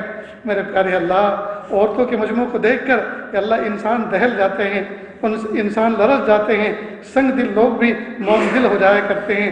میرے پیارے اللہ، آج لاج رکھ لیجئے، اللہ جی آج لاج رکھ لیجئے، اللہ جی آج لاج رکھ لیجئے۔ ٹوٹے ہوئے دل والی مائیں بہنیں آپ کے دربار میں حاضر ہیں، کانپتے ہوئے ہاتھوں کو آپ کے سامنے پیالہ بنا کر پیش کر رہی ہیں۔ میرے پیارے اللہ، کسی بہن کے اٹھے ہوئے ہاتھ تو آپ کو اچھے لگ رہے ہوں گے، اللہ کسی کا ٹوٹا ہوا دل اے اللہ آپ کو اچھا لگ رہا ہوگا۔ میرے پیارے اللہ، آپ ہمیں معاف کر دیجئے، معاف کر دیجئے، معاف کر دیجئے، معاف کر دیجئے۔ اچھے اللہ معاف کر دیجئے، سونے اللہ معاف کر دیجئے، اچھے ربا معاف کر دیجئے، سونے ربا معاف کر دیجئے۔ اللہ جی، گناہ کر کر کے دل اتنا سیاہ ہو چکا ہے، ایک آنسو بہانے کے لیے تیار نہیں ہے۔ میرے پیارے اللہ، اس کو نرما دیجئے، اللہ اس کو گرما دیجئے۔ میرے پیارے اللہ، آپ ناراض ہو گئے ہیں، اللہ زمین و آسمان کے بدلے ہوئے تیور بتا رہے ہیں، آپ ناراض ہو گئے ہیں۔ یا اللہ موسم کی بے اعتدالی بتا رہی ہے، آپ ناراض ہو گئے ہیں۔ اللہ جی آپ راضی ہو جائیے، اللہ جی آپ راضی ہو جائیے، اچھے اللہ آپ راضی ہو جائیے، پیارے ربا آپ راضی ہو جائیے، اچھے ربا آپ راضی ہو جائیے، اچھے ربا آپ راضی ہو جائیے، اچھے اللہ آپ راضی ہو جائیے۔ میرے پیارے اللہ آپ راضی ہو جائیے، سونے اللہ راضی ہو جائیے، اچھے اللہ راضی ہو جائیے۔ ہمیں معاف کر دیجیے، ہمیں معاف کر دیجیے، ہمیں معاف کر دیجیے۔ آپ معاف نہیں کرنا چاہتے پھر بھی معاف کر دیجیے۔ آپ کو منانا اس وقت تک ضروری ہے جب تک کہ آپ من نہ جائیں، آپ کو راضی کرنا اس وقت تک ضروری ہے جب تک کہ آپ راضی نہ ہو جائیں۔ اچھے اللہ راضی ہو جائیے۔ میرے پیارے اللہ، ہم نے مانا کہ ہم ناشکرے ہیں، یا اللہ زندگی ہو گئی نعمتوں میں زندگی گزارتے گزارتے، یا اللہ ہم نے مانا کہ اللہ کہ ہم نے ان نعمتوں کا شکر ادا نہیں کیا۔ حق تو یہ ہے، نعمتیں کھاتے کھاتے دانت گھس گئے، لیکن شکر ادا کرتے کرتے زبان کبھی خشک نہیں ہوئی۔ ہم نے دیکھا، دیہاتوں میں دیکھا، پہاڑوں میں دیکھا، جنگلوں میں دیکھا، جھوپڑے بنا کر لوگ رہتے ہیں۔ ایک بوڑھا آدمی اپنے جھوپڑے میں کھانا بیٹھا ہوا ہوتا ہے، ایک کتا پیر پسار کر دروازے پہ بیٹھ جاتا ہے، بھینی بھینی نگاہوں سے جھوپڑی کے مالک کو کھاتے ہوئے دیکھتا ہے، اس کو ترس آتا ہے، ایک سوکھی روٹی کا ٹکڑا کتے کے سامنے ڈال دیتا ہے، کتا اس کو کھاتا ہے، بہتا ہوا نالی کا پانی پی کر واپس اسی جھوپڑی کے کنارے آ کے بیٹھ جاتا ہے، گھومتا رہتا ہے۔ رات ہوتی ہے، مالک دروازہ بند کرتا ہے اور سو جاتا ہے آنکھیں موند کر، لیکن کتا اس روٹی کے شکر میں پوری رات جاگتا ہے اور سمجھتا ہے میرا مالک مجھے روٹی دینے والا اس میں آرام کر رہا ہے، اس کو کوئی تکلیف نہ دے دے، مجھے اس کا پہرا دینا ہے۔ اے میرے پیارے اللہ، ایک ارذل المخلوق، ایک کتا اپنے مالک کا شکر ادا کر کے وہ تو جیت گیا۔ ہائے میرے پیارے اللہ، ایک کتا جیت گیا لیکن ہم ہار گئے، ہم ہار گئے۔ ہم نے کروڑوں تر لقمے آپ کے کھائے ہیں لیکن آج تک عشاء کے وضو سے فجر کی نماز نہ پڑھ سکے، آج تک عشاء کے وضو سے فجر تک جاگ کر سجدے میں سر رکھ کر آنسو بہا کر آپ کو منا نہ سکے، آپ کو راضی کر نہ سکے، آپ کی موجودہ نعمتوں کا شکر ادا نہ کر سکے۔ اللہ ہم بڑے ناشکر ہیں، اللہ آپ ہمیں معاف کر دیجیے، اللہ جی آپ ہمیں معاف کر دیجیے، اللہ جی آپ ہمیں معاف کر دیجیے۔ کہ اللہ اس محفل میں نہ جانے کیسے کیسے دکھیارے بیٹھے ہوئے ہیں، نہ جانے کیسی کیسی دکھیاری میری ماں بہنیں بیٹھی ہوئی ہیں کہ اللہ یہ کسی کے سامنے اپنے غم کو کہہ بھی نہیں سکتی اور دل میں رکھ کر سہ بھی نہیں سکتی، لیکن پیارے اللہ آپ ان تمام کے دل کی دھڑکنوں سے واقف ہیں، ارادوں اور مرادوں سے واقف ہیں کہ اللہ سب کی تکلیفوں کو دور فرما دیجئے، پریشانیوں کو دور کر دیجئے۔ کہ اللہ جو جوان بچیاں ہیں جو عمر کو پہنچ چکی ہیں، اللہ ان کو نیک صالح جوڑے عطا فرما دیجئے، سادگی سنت و شریعت کے مطابق نکاح کرنا آسان فرما دیجئے۔ اللہ جن کا نکاح ہوئے زمانہ گزر چکا لیکن شوہر اس طرح سے پیش نہیں آتا جیسے آنا چاہیے اور اس طرح سے محبت نہیں کرتا جیسے کرنا چاہیے، میرے پیارے اللہ اس کے دل میں محبت کے جذبات پیدا کر دیجئے۔ کہ اللہ کتنی ایسی ہیں جن کا نکاح ہوئے زمانہ گزر چکا لیکن گود اولاد سے خالی ہے، میرے پیارے اللہ عافیت کے ساتھ نیک صالح اولاد عطا فرما دیجیے، نیک صالح اولاد عطا فرما دیجیے۔ کہ اللہ جن کا نکاح ہوئے زمانہ گزر چکا ہوتا ہے اور گود خالی ہوتی ہے، جب وہ کسی کے معصوم بچے کو دیکھتی ہیں ان کا دل ہرا ہو جاتا ہے، میرے پیارے اللہ ان کا دل ٹوٹتا ہے اور وہ آپ کی طرف متوجہ ہوتی ہیں۔ اے میرے پیارے رب ہنستا کھیلتا کھلونا ان کو بھی دے دیجیے، اللہ ہنستا کھیلتا کھلونا ان کو بھی دے دیجیے۔ کہ اللہ بیٹی بھی دے دیجیے اور بیٹا بھی دے دیجیے، میرے پیارے اللہ جو ایسے جوڑے ہوتے ہیں، ایسے کپل ہوتے ہیں جن کی اولاد نہیں ہوتی، وہ سوچتے ہیں کیا ہم اسی طرح سے مر کے دنیا سے چلے جائیں گے؟ کیا سب کی قبروں پر ان کے بچے آ کے فاتحہ پڑھیں گے اور ہماری قبر پہ آ کے کوئی فاتحہ پڑھنے والا نہیں ہوگا؟ میرے پیارے اللہ وہ یہ سوچتے ہیں اور وہ ٹوٹ کر رہ جاتے ہیں کہ اللہ ان کی راتیں بڑی عجیب گزرتی ہیں، کروٹ بدل بدل کے رات گزار دیتے ہیں۔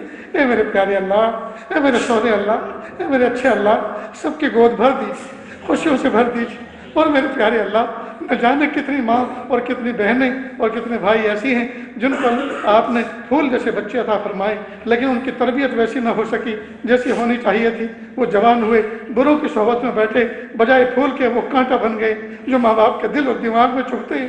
اللہ اولاد کے دکھوں سے بچا لیجیے، اللہ اولاد کے دکھوں سے بچا لیجیے، اللہ اولاد کے دکھوں سے بچا لیجئے۔ اللہ وہ کتنے پیارے نوجوان بچے ہوتے ہیں جو حلال کمائی کماتے ہیں، دو دو پیسے جمع کرتے ہیں، جب ایک اماؤنٹ جمع ہوتا ہے بوڑھے ماں باپ کو حج پہ لے کے جاتے ہیں، انگلی پکڑ کے طواف کرواتے ہیں، انگلی پکڑ کے صحیح کرواتے ہیں، اور 9 ذی الحجہ کو میدان عرفات میں زوال آفتاب کے بعد گود میں سر رکھ کر یہ نوجوان بچہ ماں باپ کے گود میں سر رکھ کر تڑپ کے روتا ہے، امی مجھے معاف کر دو، ابو مجھے معاف کر دو، میں نے جوانی میں تمہیں گالی بھی منہ سے نکالی، میں نے تمہیں دھکا بھی دے دیا، میں نے تمہیں برا بھلا بھی کہا، اللہ کے لیے اگر آج تم راضی نہ ہوئی، آج تم نے مجھے معاف نہ کیا، اللہ کی رحمت بھی مجھ سے دور ہو جائے گی۔ یہ حقوق العباد ہیں۔ بوڑھے ماں باپ رونے لگتے ہیں، سر پہ ہاتھ پھراتے ہیں، بیٹا ہم نے وہ تو تمہاری نادانی تھی، اسی وقت تمہیں معاف کر دیا تھا، اور آپ جب کہ تمہارے پیسوں کی برکت سے ہم یہاں تک پہنچے ہیں، بھلا یہ کیسے ہو سکتا ہے؟ اس میدان میں ہم تمہارے لیے دعا نہ کریں؟ بیٹا ہم تمہارے لیے دعا کرتے ہیں، تم مطمئن ہو جاؤ۔ پھر وہ نوجوان بچہ کھڑا ہوتا ہے، پھر اللہ آپ کے دربار میں پھوٹ پھوٹ کے روتا ہے۔ اللہ وہ کتنا خوش قسمت نوجوان بچہ ہوتا ہے۔ اللہ ہمارے بچوں کو بھی ایسا خوش قسمت بنا دیجیے، اللہ اس زمانے کے نوجوان بچوں کو بھی ایسا خوش قسمت بنا دیجیے۔ اللہ ہمارے گھروں کو جنت کا نمونہ بنا دیجیے۔ اللہ ہمیں تقویٰ دے دیجیے، پاکیزگی دے دیجیے، معرفت دے دیجیے، قرب دے دیجیے، کہ اللہ اپنی ولایت دے دیجیے، گھروں میں برکت دے دیجیے، سبزی غلے ترکاریوں میں برکت دے دیجیے، پھلوں پھولوں میں برکت دے دیجیے، آل اولاد میں برکت دے دیجیے، گھر بار میں کاروبار میں برکت دے دیجیے۔ اللہ جی ہم سب کو ایسا بنا دیجیے ہم آپ کو پسند آ جائیں۔ کہ اللہ بیان سے پہلے بہت سی ماں بہنوں نے کچھ رقعے پہنچائے ذمہ داروں کو اور دعاؤں کی درخواست کی۔ میرے پیارے اللہ مجھے نہیں پتا کس کی کیا ضرورت ہے، لیکن پیارے اللہ آپ تو جانتے ہیں نا کس کی کیا ضرورت ہے۔ کہ اللہ آپ تو انسانوں سے زیادہ جانتے ہیں کہ اس کے دل میں کیا چل رہا ہے، کیا تکلیف ہے۔ اللہ ہماری بیماری بڑی نہیں ہے، آپ کی شفا بڑی ہے۔ اللہ ہماری کمزوری بڑی نہیں ہے، آپ کی قوت بڑی ہے۔ اللہ ہمارے قرضے بڑے نہیں ہیں، آپ کے خزانے بڑے ہیں۔ میرے پیارے اللہ، آپ کرم کا فیصلہ فرما دیجئے، رحم کا فیصلہ فرما دیجئے، تمام کی دلی جائز نیک تمناؤں کو پورا فرما دیجئے۔ اللہ اس شہر کو امن کا گہوارہ بنا دیجئے۔ جتنے مدارس مکاتب چل رہے ہیں اللہ سب کو دن دونی رات چوگنی ترقی عطا فرما دیجئے۔ اللہ قبول فرما لیجئے۔ اللہ جو مانگا عطا فرما، جو مانگنے سے رہ گیا وہ بھی عطا فرما۔ اللہ جی ہمیں مانگنا نہیں آتا، بن مانگے عطا فرما، مانگنے کا ڈھنگ و سلیقہ عطا فرما۔ وصلی اللہ تعالی علی خیر خلقہ محمد و آلہ و اصحابہ اجمعین برحمتک یا ارحم الراحمین۔